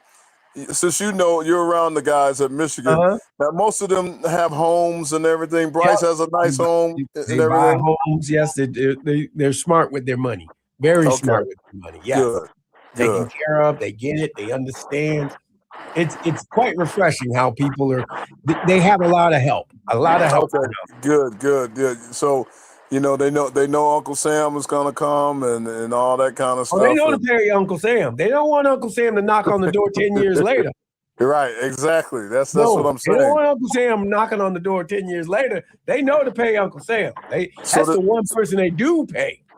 Yeah. So the program, it has a. I know when the NFL numbers start getting crazy, they really started this. They call it player development now. It was player programs where they help the guys. That's what I got hired there initially to help the players with 401k and all that kind of stuff, and then. I climbed the ladder pretty good and became, like assistant GM. But yeah, man, there was a lot of programs the NFL was doing to make sure they help these guys, 401ks and all those other things. So hopefully they're doing that with the college guys nowadays, now that they're making that kind of money, Oh, I'm sure. Yeah, I'm sure the colleges are taking care of these young men. They don't want to have any bad press about their players and the money and the different things like that. And they're showing their parents that, hey, we're fiscal ready to get these kids taken care of and everything like that. Well, that's good. That's good because there's a different kind of pressure a lot of these guys go through when they become millionaires and they get this money.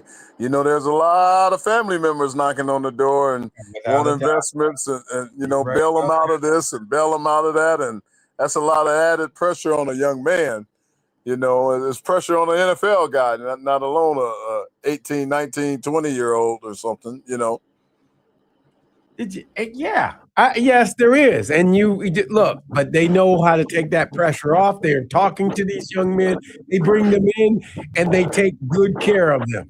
And their coaches take good care of them. So that's the one thing Kyle Whittingham is doing.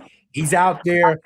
He knows these kids are getting money, but he's making sure that they get the education they need to manage their money. That's great. That's great, man. And I couldn't see Michigan doing any less. That's first class school, first class scenario. Whittingham, first class guy. I could see them doing it that way. Yeah. No, it's been a big thing, and you can see here. We had a pretty good week in recruiting recently. Okay. I think it was 4 4-stars, and we're looking at a 5-star. Okay, cool. Awesome. That made commitments, right? And so they're all talking about the new commitment that the kids have to the coaching staff, and the coaching staff has to the kids, and everything like that. And I mean, it's working out. Okay, I'm the pro guy, right? So there's no signing bonuses or anything like that, right? So when do these kids actually start getting their money? When they go to training camp for the fall? As soon as you enroll as a student athlete, that's when you start getting paid. You get it from day one, you sign? As soon as no. When you step on campus, you got to be on campus and you enroll as a student athlete and you're going to classes and everything like that. Okay, that's when you get it.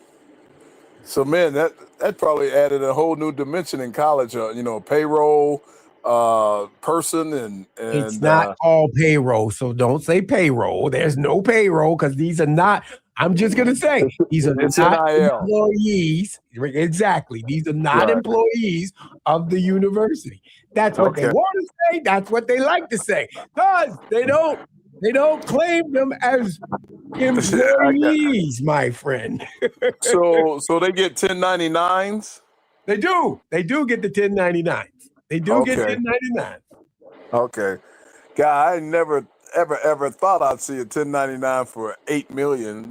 2 million, 4 million, 1099.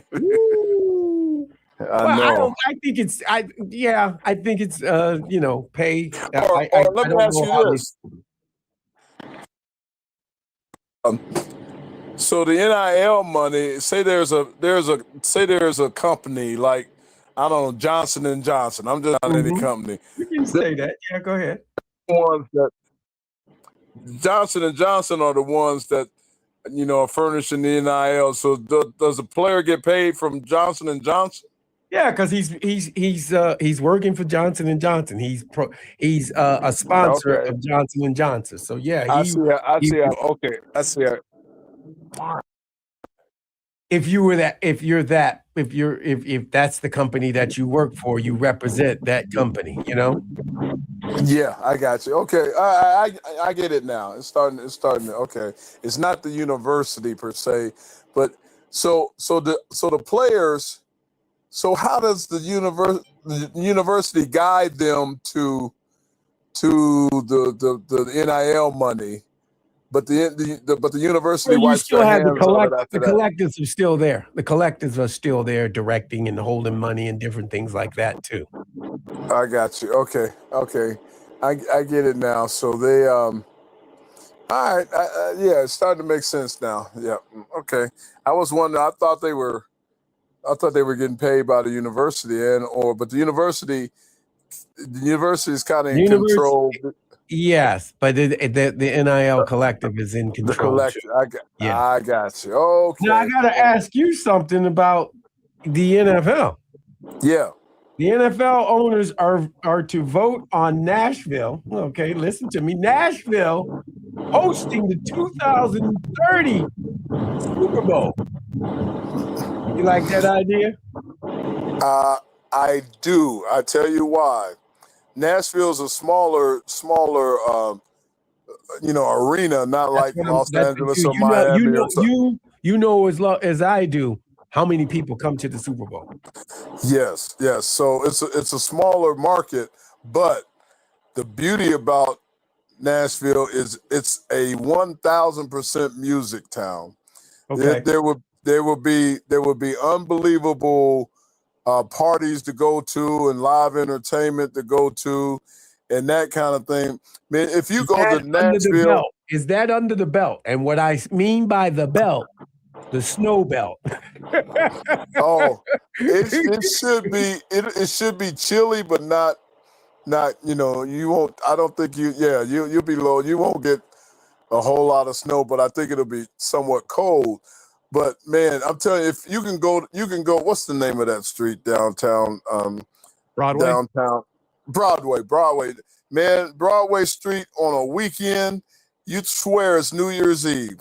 That's how it's packed every weekend. And there's every 2 steps is a live entertainment saloon, a bar, or something with some great entertainment.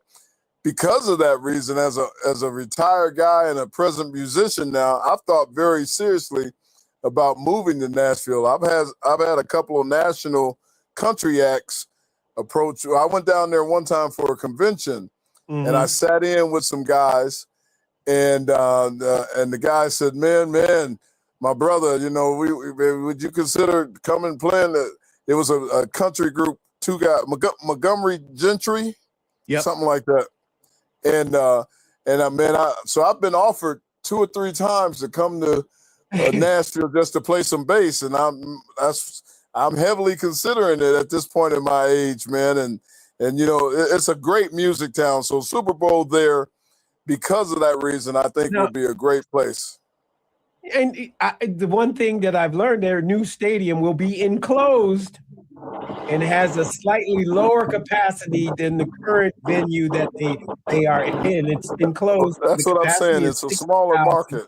And now it's 69. Right now, the venue is 69,143 feet. So I'm just saying. That'll be a hot ticket. That'll be a hot ticket with only 60-some thousand. But that would be one of them Super Bowls you'd like to go to just to hang out without trying to get to the game. I mean, we've been lucky with the Detroit Super Bowl, and with the two that we've had, the three that we've had. Although that one when you was playing, Larry, that one was an ice bowl. that one at the Silverdome back when it Right. was the Bengals and the 49ers. Right. Oh That my was a- God, that was Everybody crazy. slip sliding up to Pontiac at that point, man. Hey, at least they was got up crazy, there. man. They got there. That's true. It took a while, but they got there, and ain't no doubt about it. You're right about that. Yeah, that was a crazy one, and the Super Bowl. The game is okay, but everybody just goes for the parties, man. And Nashville, I think once again, it's a smaller market, but I think it would be a great place to hang out and be a part of the Super Bowl festivities. Yeah. It's a good time. We calculated one time. I think all of us, I did on the show, I think I've been to 11, 12, or 13 of them. Yeah. Something like that. Yeah, when I sit down and count about it. Man, So, how many yeah, you we're- been to? I've been to 0. You're not even in the Detroit area? No, I did not attend. I did not attend the one at Ford Field. I did not attend the one where Heinz Ward said he was taking the bus to Disney Right, World. yep. I did not attend that one. My buddy did. He actually worked at one of the booth vendors to help out with a charity thing. Yeah, So okay. he did help out with that, but I did not get the phone call. No. That was a great one for me because the Steelers, Kevin Colbert, who worked with me at the Lions, was the GM of the Steelers. And man, I hung out with them all week and partied with them, and man, that was a great Super Bowl. It was who was it? It was Pittsburgh and it was the one Jerome. I forget who they played, but then Seattle Seahawks. Seattle Seahawks. Seahawks. Yeah, Right. yeah, man. Yep. So that was a great weekend. Probably one of my more favorable Super Bowls over the year. I haven't gone in a few years now, but I was blessed, man. When I worked for the Lions, 2 teams share a suite at the Super Bowl. So my most favorable memory off, not the Super Bowl game, was one year the Lions, we shared a suite with the Eagles. So I was in there with Jeffrey Lurie and the Eagles, and I guess he and Muhammad Ali are great friends or were great friends.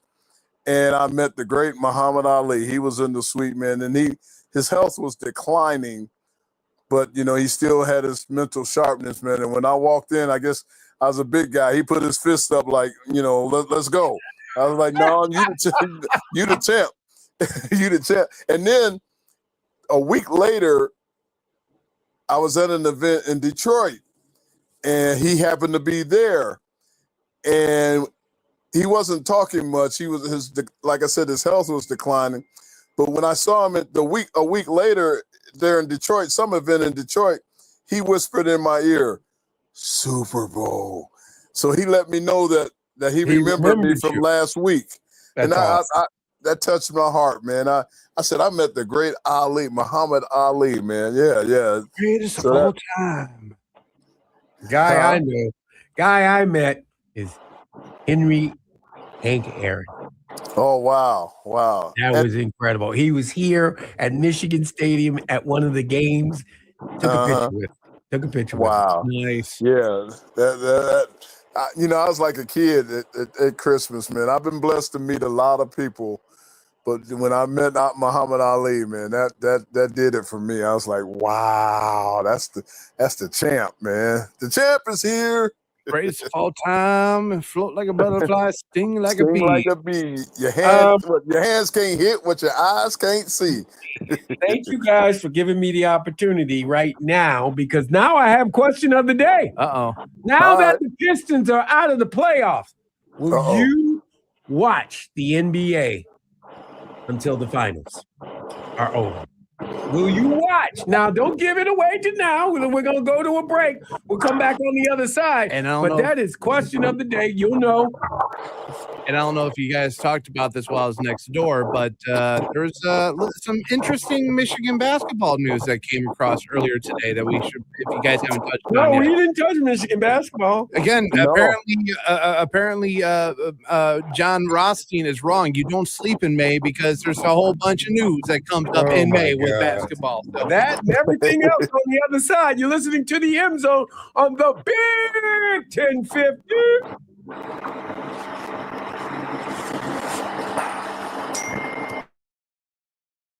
Hyder on the radio. Cinco And Hyder we'll go just to- graduated, but didn't he graduate earlier? Because he got his degree though. He just got his degree. That's nice. That's Oh. nice. But we'll take a break on stream and we'll be back with your phone calls on the other side.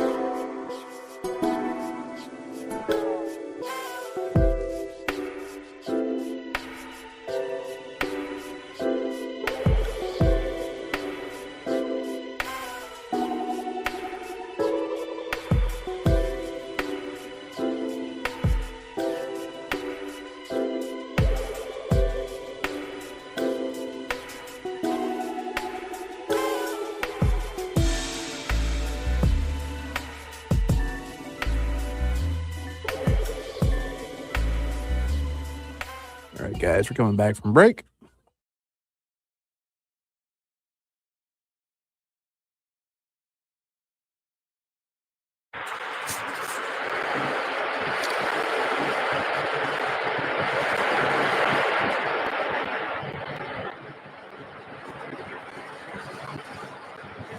This is the M Zone. And welcome back to the M Zone. Jamie Morris, Matt the Hitman Missler, best guy in the Bizzler. You got Big Sweet in the house. He's back in the Southeast Michigan area. Man, it's coming down right now, boy. You get it. You get it right when it leaves us, don't you? I guess so. It's coming down right now. He is east of us technically, so like that makes sense. But yeah, we're still under a severe thunderstorm warning here in Southeast Michigan. They have extended it to, as the ticker keeps going, it keeps going, and projected at 5:45. So about another 20-ish minutes, and the severe thunderstorm warning should be wrapping up. But Larry's getting the rain and the You wind. getting pounded. I can hear it. I You can can hear hear it. it, man. I'm on mute until it's time to talk, but I don't want to affect the broadcast. But it's coming down. Now we hear it. It's night. Dude, it is what it is. it is what it is. Are you going to watch the rest of the finals? Are you going to watch it? I mean, the East starts tomorrow. The West starts tonight. Yep. You got the MVP versus the alien. My answer is half-heartedly. I might turn it on and glance here or there, but I'm not going to watch it from start to finish. No more start to finish until I might glance at it here or there, channel surf or something. But yeah, man, I have no interest. I have no interest in any of these four teams. Wow. Really, Larry? I don't. I'm kind of intrigued by Wemby. That's why I'm gonna watch the West. I'm gonna watch the West. Yeah, I'm intrigued by gonna be Wemby. like you. I'm gonna watch the West. I want to see the West. I want to see OKC and San Antonio go after one another. But I'm like Miz said, I'm gonna casually do it though. I'm just gonna Me too. I'm gonna look at it, but I'm gonna casually look at it. You know. I do love some SGA though. I love watching that guy play. I like SGA. Okay. Miz, what you got? Simply put, no. In case you didn't understand it, Liam Neeson, one more time. No. Yeah, no, I'm not going to watch that. For those that are listening in Espanol, no, not going to watch any more the basketball. No, That's because Miz knows there's one more Canadian team that's got a possibility of getting the cup. Oh, how's she going? Two words, two greatest words in sports. Do you know what those two words are, guys? No. Game 7. Yeah. Tonight. Game 7 tonight in Buffalo. In Buffalo. Well, those two words don't sit kindly with the Pistons. No, they don't. They certainly do not. Unless they are playing the Orlando Magic without Franz Wagner. Yeah, they don't. That's the only time that it sits well with them. But when your team is not involved in a game 7, like that part is like, okay, I can watch this with pleasure instead of possible pain. So that's what I'll be watching the rest of the way. I'm going to be watching some. You're going to be watching hockey. I'm going to be watching, as they say in hockey, Jamie. You know what they say? What they say in hockey? What? As they say in hockey. Let's do that hockey. I got you. So I'll be watching Game 7 tonight between the Canadiens and the Sabres, the last team out of Canada left in any postseason. That'll be the only bit that I'll be watching. I'll be watching hockey, be focusing on my sport, and I'll let you guys be focusing on your sport, whatever your sport is. Well, I mean, look, for me, I'm gonna tell you this. I like I said, I'm gonna watch that Western Conference. I'm gonna gingerly watch. I have no desire for the East Coast. No desire for the East Coast, and the reason why is I don't like neither one of these teams. I don't like I mean, Sometimes Brunson, but I mean, they say they changing their offense around. The New York team has changed their offense around. You see that, Larry? They Brunson, Yeah, the I ball saw like, that. and everything like that. I guess I don't. In Cleveland, I As don't know. as a Ohioan, I guess I should be rooting for the Cavaliers. You should But be. but I don't hate them. I don't know. I just don't have any expression one way or the other But for the Eastern Conference. you are an in-state Michigander when it comes to sports. I'm thinking. Yeah, I mean, correct. You're right. And but I'm still when it comes to Ohio, I still like the Buckeyes. I like the Bengals. wait a minute. Did you just say you like the Buckeyes on the Big Ten? There's a difference between like and love, Jamie. It's Okay, just I'm just a making mutual. sure. I didn't say that I love the Buckeyes. I I said didn't hear you say that. I I know I like the didn't say I heard Buckeyes, and I'm learning. What have I said in the past? I'm learning to love the Wolverines. Right. I just heard. I mean, I said I like you guys' colors. I mean, I love the colors. I mean, I'm gonna give me one of them hockey jerseys. Hey, but you know what? Have you been getting all those little things I've been sending? I'm learning a whole lot about Ohio. I am too. I did you not send it to me know. all the time.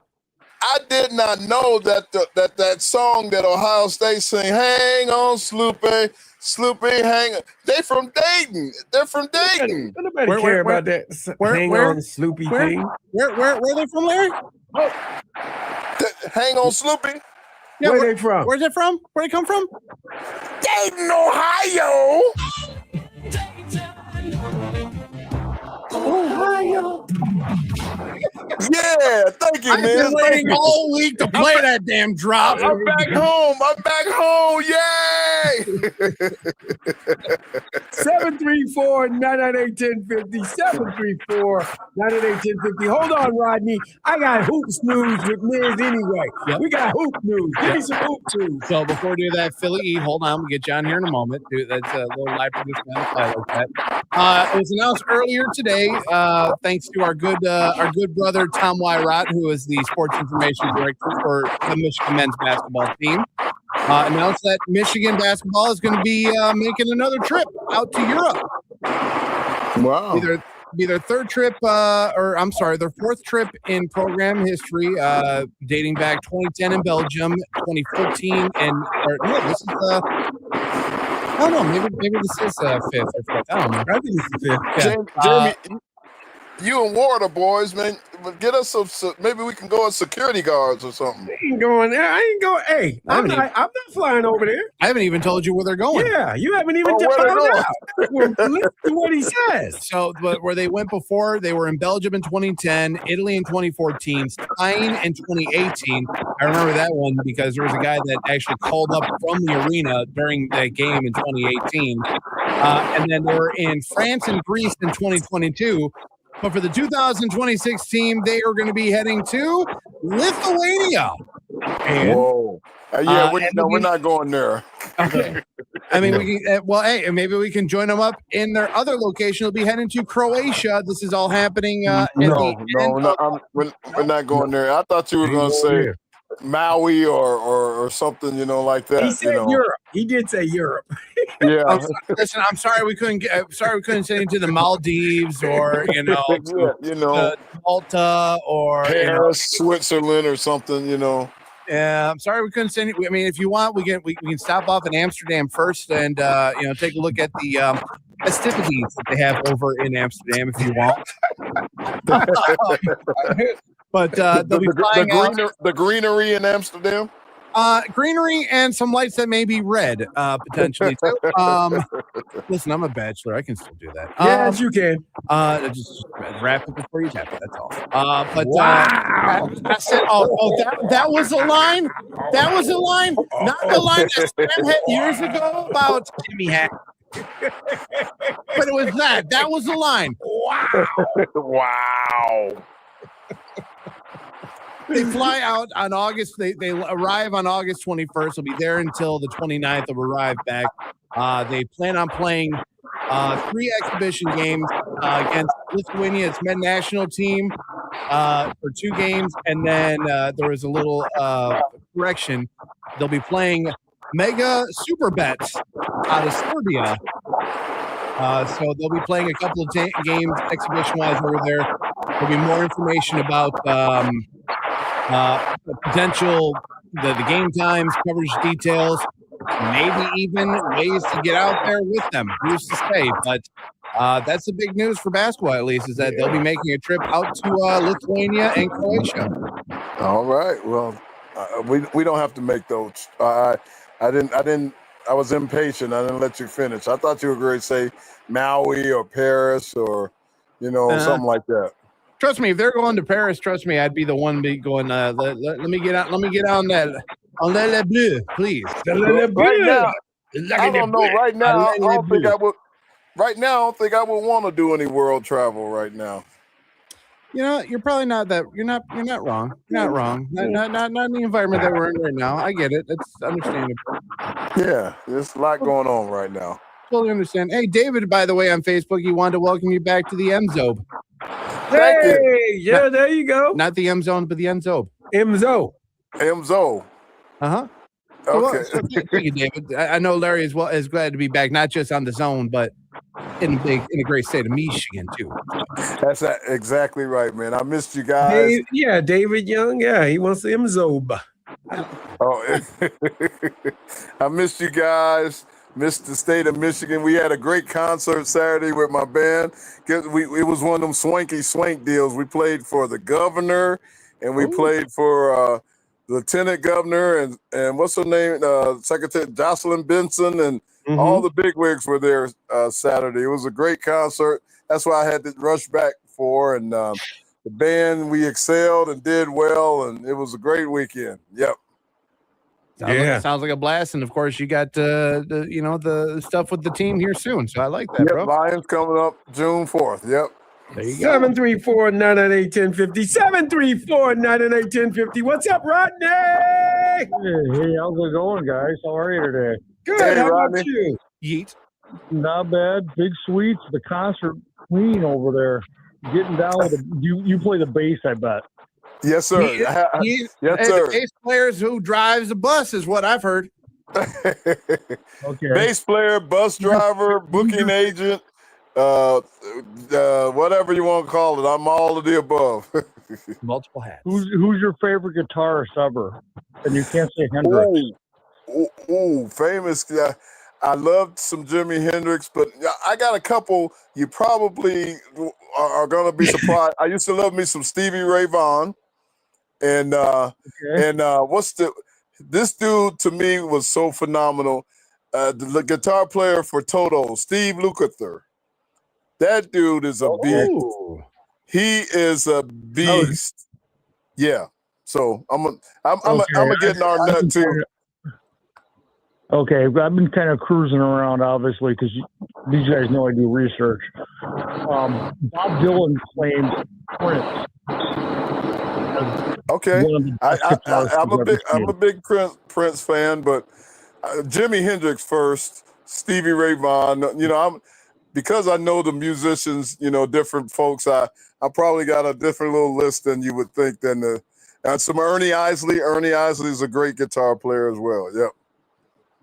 Yeah, I like Roy Orbison and the whole crew, the whole group. Yep. Okay, so Philly E hasn't been on yet. I have a question for Philly E. Uh-oh. Okay. Remember back in the day, the 70s and 80s? They had this special teams dude. I think his number was 30. And he was the wedge buster. He would run right down the field and run right through that wedge. I want to know who that guy is. For which team? For what team? For the Vikings. For the Vikings. He was for the Vikings. Okay. Yeah. For the Vikings. I know the head buster that Reggie Branch was the Redskins. And then for the Eagles, it wasn't it like Vasikahima? Yeah. Back in the day. Yeah. Anyway. You sign me up for that job, right? Come on. That sounds like the dumbest thing ever. Okay, here's a question. I don't know if you guys gamble, a little bit or not? I'll mess around a little bit. Okay, I'm looking for futures odds on who's going to have to pay more child support. Stephon Diggs or Vrabel? I think this might be easy one right here. I think you got to go with Stefan on this one. I'm pretty sure that you know what? I'm gonna keep myself. I had to make you laugh though a little bit though, did I? Yeah, I'm gonna sit out on the Mike Vrabel stuff because I'm pretty sure if I say one more thing about Mike Vrabel and everything with the Rossini thing, I might get myself in trouble with management. I don't know. And I know we're not a New England market, but I'm pretty sure I could get myself in trouble. I thought I'd crack you up a little bit with that one. That's a little off the wall. Okay, let's put music for a second because we got some tweets on there. The soundtracks, because they don't make them anymore. No. Like movie soundtrack? Movie soundtrack? Yeah, movie soundtracks. Okay. Better. I'm gonna go with 48 hours. You talking about the best music for soundtracks? Yeah. Oh, music you soundtrack that you actually got a cassette for, probably back in the day. you gotta go. You gotta go. Saturday Night Fever is one. Or okay. That's one. For some of us African Americans, it was Car Wash. Yep, there's Car Wash. Wait a minute. There's also what was the Shaft. Friday and Shaft. Shaft was another one. Yep. Oh, which one? Only the first one. Only the first one. Richard Roundtree. Now- That's all I'm trying to Right. figure out. Which Shaft? I'm Now, saying everybody's got a different Shaft. I have a favorite. There was a movie with James Earl Jones and everything called Claudine. Right. The soundtrack to Claudine was amazing by Curtis Mayfield. Was amazing. So, but I mean, Saturday Night Fever might be my favorite one. Staying alive, that one.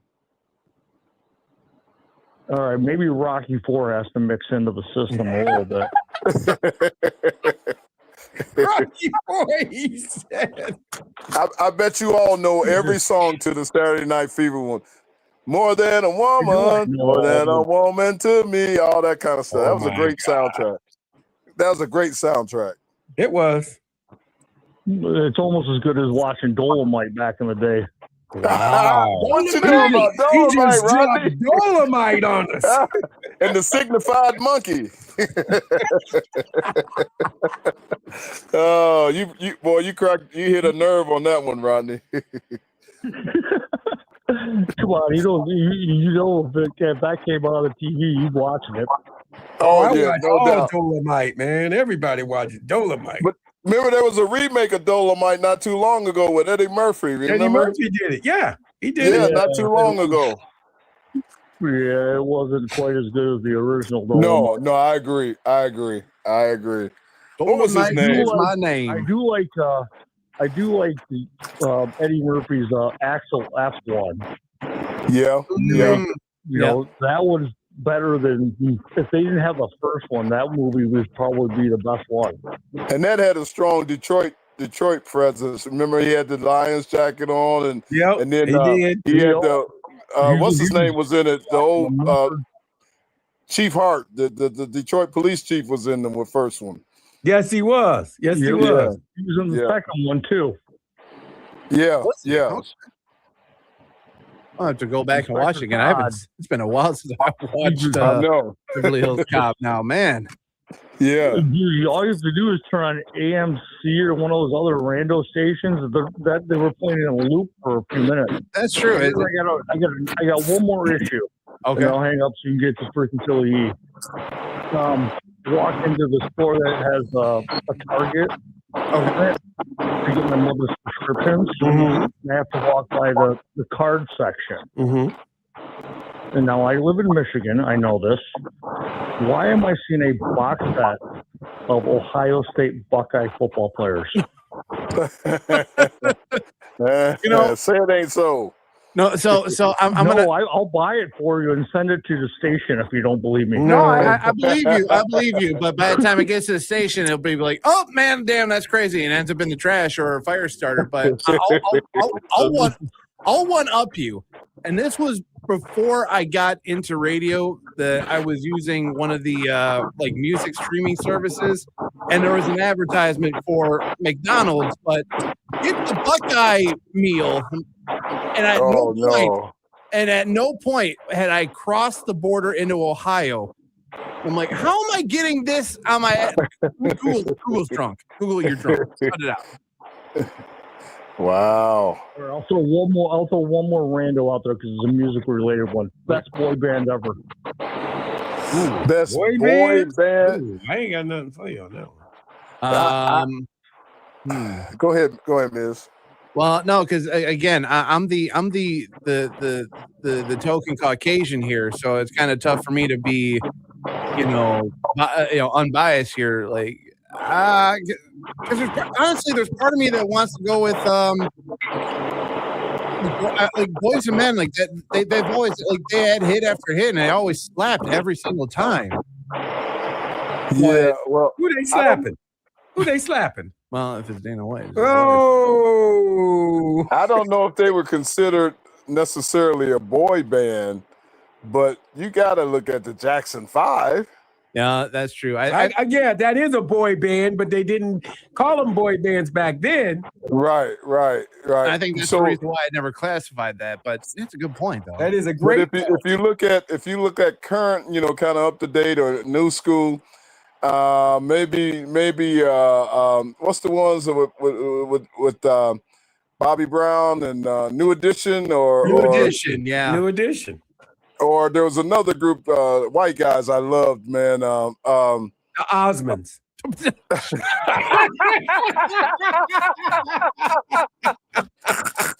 Not the Osmond, but crazy. More recent, Jamie. More recent. Help him out, man. More recent. That they boy band that all the NSYNC. Yeah. That like I said, I didn't want to be the one that say that because everyone I'd get the look and comments showing up like, go figure the suburban white boy is the one that comes through and he brings up the white. Who you got, Rodney? Who are you referring to? Yeah, Rodney, what about you? I'm gonna go with New Edition's on my playlist, man. Wow, he's a bigger New Edition. Okay. New Edition was great, man. They had some great stuff.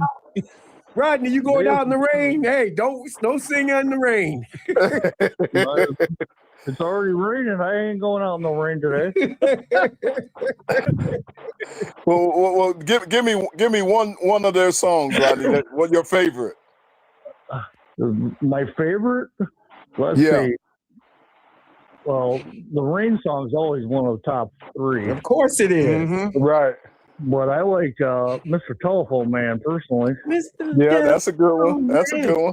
There's something wrong with my bunch of good songs off that album. What's the one I like? If it isn't love, why should I feel this way? I like that one. Now we're singing New Edition on the radio. This is kind of we actually are. This tells us that it must be time for a break. We got to go to a break, Rodney. We'll talk to you later. All right, Rodney. M Zone on the Big 1050.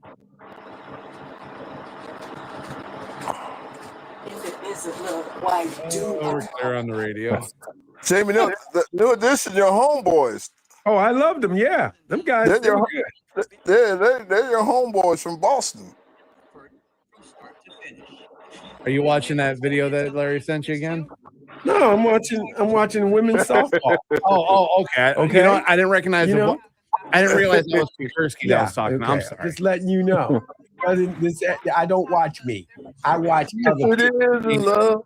Why do I feel? No, you never know. Shut up. We'll be back on stream after the break.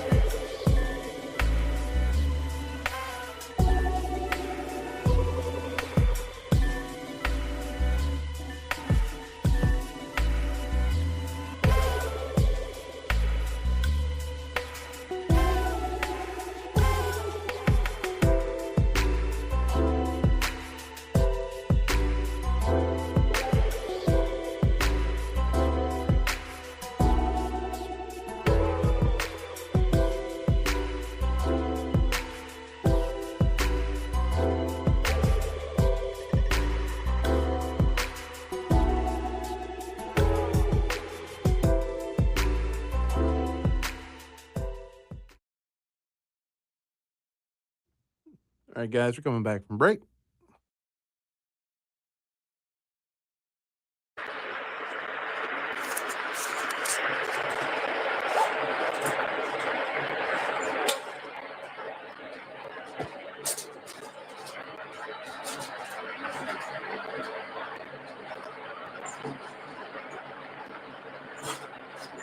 This is the M Zone. And welcome back to the M Zone, Jamie Morris. My man, Matt the Hitman Missler. Yeah, best guy in the Bizzler. What? And you got Big Sweet.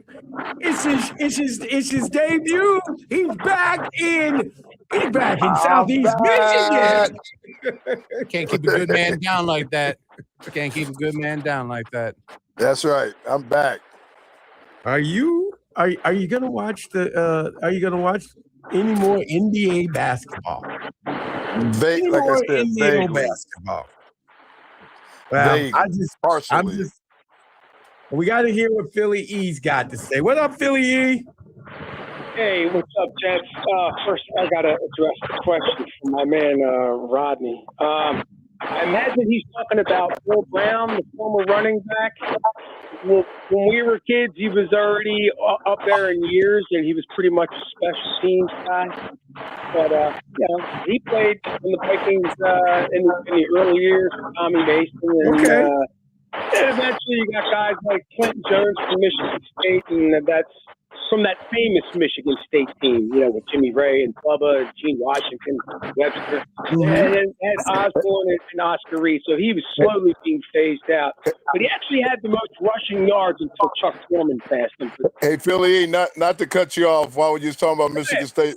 We lost Sherman Lewis. Sherman Lewis died this weekend. Oh, yeah. Another Michigan State guy. Yeah. Yeah. Although I have to say, probably the most famous basketball player from that school, I'm going to say, I don't know, Herb Adderley, maybe? Yeah, maybe so, yeah. I'd say he's probably Jimmy the best Ray. ever. Right?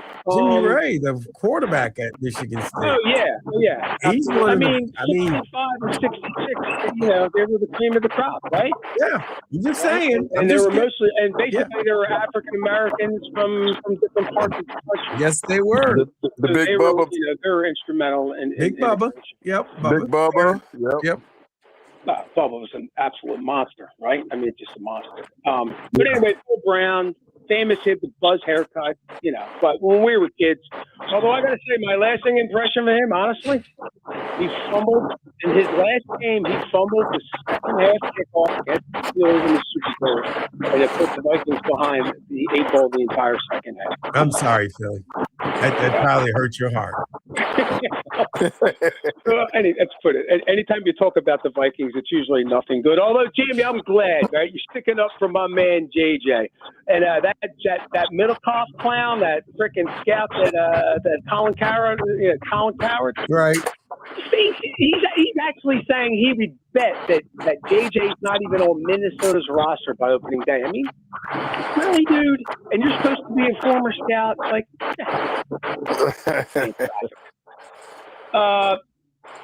So, yeah, I'm going to, you know what? I probably watch more NBA basketball games, probably because of you guys in many years. So I'm probably going to still watch because I want to root against the Knicks. Right. And I want to root for Wemby because he is the, and I like SGA. I know the flop and all. Dude's still a player. Come on. Yeah, I agree. But regardless, I think the West it's the West to win. You know what I mean? The West is going to win. Agreed. But like I said, I kind of feel bad for Harden. I get it. His game screams me guy. But from all accounts, he's a pretty good dude. And he's been dumped on. Teammates seem to love him. That's all I can say. So, except for Chris Paul. I had no problem rooting for him over the Knicks. No problem at all. Although he's got to take a back seat. You know what I mean? Got to be the second or third option. Wow. Really? Hey, that Merriman kid, he can shoot lights out if you let him do it. But if he's going to sit and try to take over the game, you already know it just won't work out. I'm not saying he can't do that in stretches, but obviously, you already know Mitchell's got to be the number one guy. But listen, I'm going to reiterate what I said last week, guys. Like 60. I mean, if last night didn't tell you anything, 60 wins means in this league today, 60 wins in today's NBA doesn't add up to dried white dog doo-doo. It just doesn't. It just doesn't. Dude, back in the day, you won 60 games, you're probably going to the conference finals, right? Right. Now it's just like, and I'm going to stick by what I said last week. I think what the Pistons ran into on their schedule was they run into road management, players unwilling to play, injured, and tanking. Well, I mean, kudos to them. They brought it night after night during the regular season, and even more kudos when their superstar player was out with the pneumothorax. They really stepped up and kept it together. But again, when it comes to the playoffs, regular season just isn't any representation. I always said it always started with the series, but my Lord. But, I guess that's the culture of the league, that all these things are all acceptable now. I mean, and, Wagner, Durant, Embiid. I mean, Embiid almost broke his own arm, patting himself on the back, saying how well he played despite being. It's like, yo, dude, you got smoked. Like, come on. These guys have no problem sitting out of playoff games. It's unconscionable. It's disgusting. Yeah, it really is. So it's like, well, it's an indictment in the league that you have a team that wins 60 games and goes out. They go out with a whimper in Game 7. Mm-hmm. These Game 7s are supposed to be nip and tuck and battling. How many blowout Game 7s have we seen in the playoffs this year? Most of them, I think, if you had any, a lot of them were like from the Western Conference, I think, more than anything. But they're not real competitive, though. Exactly. You know what I'm saying? It's not it wasn't like a lot of the were that were blowouts were that they were like the 1-8 matchups or whatever, but they were because Oklahoma City is just that damn talented. They're that damn good. Yeah. And sometimes these teams, they're up and they can close these series. And Big Sweet, you touched on it like 2 weeks ago. Some of these teams, they're up in these series and they relax. Yeah. It used to be you got your rest by blowing the other team out and sweeping them, and then you can get some rest. But now they rather try to go 7 games and get some rest.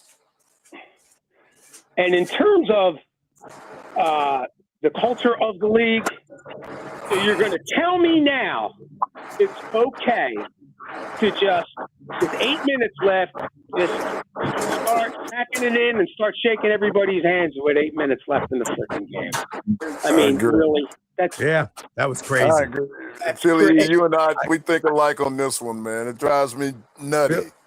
Philly, go ahead. I got to go because I got another call. I'll talk to y'all tomorrow. Go below. Okay.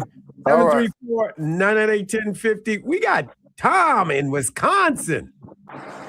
What's up, fellas? How you doing? Good. How are you? Wisconsin! Yeah, man. It's what's up, Wisconsin. Hey, we brainstorming today on Pistons, and it's Trajan Langdon, man. He's on the hot seat. You can't have a Batman without a Robin. And the closest we got is like Alfred the Butler. It isn't going to work. Number 2. I like that analogy. Yeah. And then while we're at it, no, I'm not going to watch any more of the playoffs. No. And yesterday, it looked like Schroeder got hit by a sniper round. Right? He folded up like a taco. He just barely got grazed. Mm-hmm. And they got such a flopping crowd. Guys got no pride. That's really it. Like, if there wasn't all the egregious flopping that had been happening in the series and the refs biting on those flopping calls, I don't think I'd have too much of an issue with losing in 7 games, Right. but I joked, I can't remember who I joked with earlier that there was a shot of James Harden taking that 3-point shot that he had in Game 6 where he fell on the floor afterwards and left a nice little sweat mark on the floor, and where like minutes later Dean Wade slips on it and you had Cade go the other way with the easy dunk. Like it looked like he got hit with like one of the biggest gut punches you ever seen, because he damn near looked like he folded himself like a lawn chair. Yeah. Yeah, that's right. Terrible. Just terrible. At least we don't have to watch Brunson do it. He's the best at it. You're right about that. But that's the problem, is that I want to see. If we're gonna make you flop, trust me, we're gonna send Beef Stew out there. We're gonna make it look like you actually got hit, dude. Come on now. But I agree with you there. I agree. I totally agree with you, bro. Hey, one other thing, man. I'm worried too. All my Detroit sports teams, man. Our window, we have a window, and we're just not aggressive enough. Giants, Tigers, Pistons. Man, you got a decent team. You got to go for it, don't you? Yeah, you're right. Yeah. That trust me, that was like in the off season for the Tigers. That was like my biggest gripe is like, listen, you're about to come up to a potential, and I don't want to say it, but it's right out there, a potential lockout after the calendar year wraps up. Like, this is the one time. Spend the money for talent on the team. If you're not going to spend the money on the best pitcher in the American League, because I'll be honest with you, Shohei, I still think is probably the best player and potential pitcher in the National League. But you've got to spend the money for the talent that you want. You came close to winning a division crown. You blew that away. But you got yourself in a predicament last year where you were one game away from the ALCS, and you missed out by the skin of your teeth to a Seattle team that was hungrier. Like, you could do it. You can find the guys out there, but you got to spend the money, Chris. Come on. Yeah, can we get a reliever who's good now, not good 10 years ago? Yeah, that's a true statement. No truer statement said today. Come on.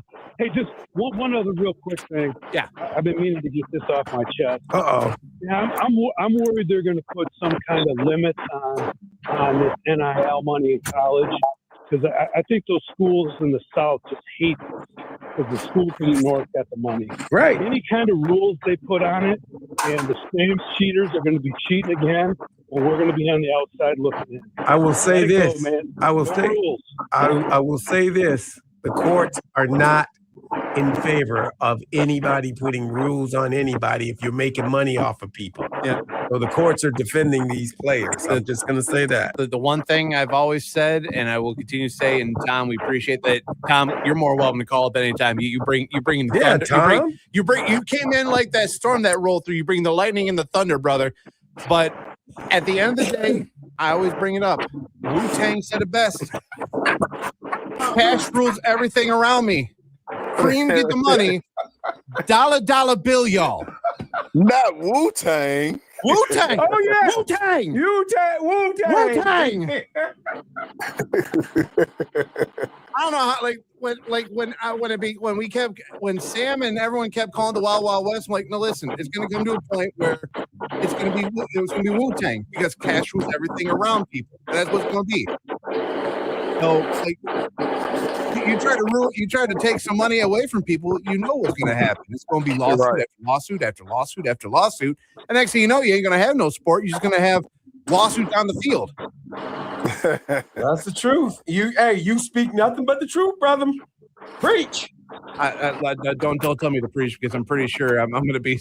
I was getting a little warm. It's warm now. Pass the plate. I work in radio. Keep the plate in front of me, bro. That's all. Oh my goodness gracious! Oh my goodness, it's crazy. Hey, you know whose birthday it is today, by the way? That they're showing on TV. Whose birthday? Mr. October himself, Reggie Jackson. Reggie Jackson himself. Wow. How old is he? He is a young, spry, 80 years Oh my of God. age. Reggie Jackson is not 80 years. That's what I'm looking on the TV. Then I'm old as what not? I am old as what not? You said it, not me. You said it, not me. That's great. That's amazing. That he's blessed. Oh, He is absolutely. blessed. Absolutely. Yes, absolutely. So I wanted to ask you guys this before we sign off here in a couple moments. You know, with the NFL, schedule release that they had last Thursday, the week 1 matchups, like they scream, "Get me hungry, give me just injected in my veins." The rematch, the Super Bowl rematch, does that move a needle for you even No, after? absolutely not. It doesn't? No. I agree. No. Really? No. The only thing that's going to be it's going to be about the head coach of the Patriots and him possibly having an affair with a sports reporter. Yeah. That's all it's going to be. I don't think they're going to be the same at all either. And like you've heard me say on the air. Wait a minute. They get AJ. Oh, AJ Brown. I'll watch AJ Brown. They get AJ because AJ, once he's got something to go against, and that'll be Philadelphia, he will ball out for that one season. He will ball out. I mean, he's gonna give his all. Yeah, that's true. But with the Vrabel controversy over their heads, I don't know if they're It'll overshadow. You're right. Yeah. I mean, because like I said, when the week 1 schedule came out and then they had the Seattle, New England, that to me, I'm like, that's what I'm talking about. Open the season up with the rematch. I love that, and you counter it the next day down in Australia with San Fran and LA. Like, I don't know, week 1, there's a lot of great matchups, and I would have thought that you guys would have been on my side with having a rematch. No, being on board with it.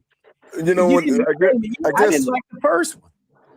I was going to say, I guess we had a mentality of, move on to the next episode, I guess. Right. Wasn't that a Snoop Dogg song? Yeah. Yep. Move to the next episode. Hold up. That's going to do it for the show today. We enjoyed you, and I hope you enjoyed us. We'll talk to you tomorrow on the Big 1050.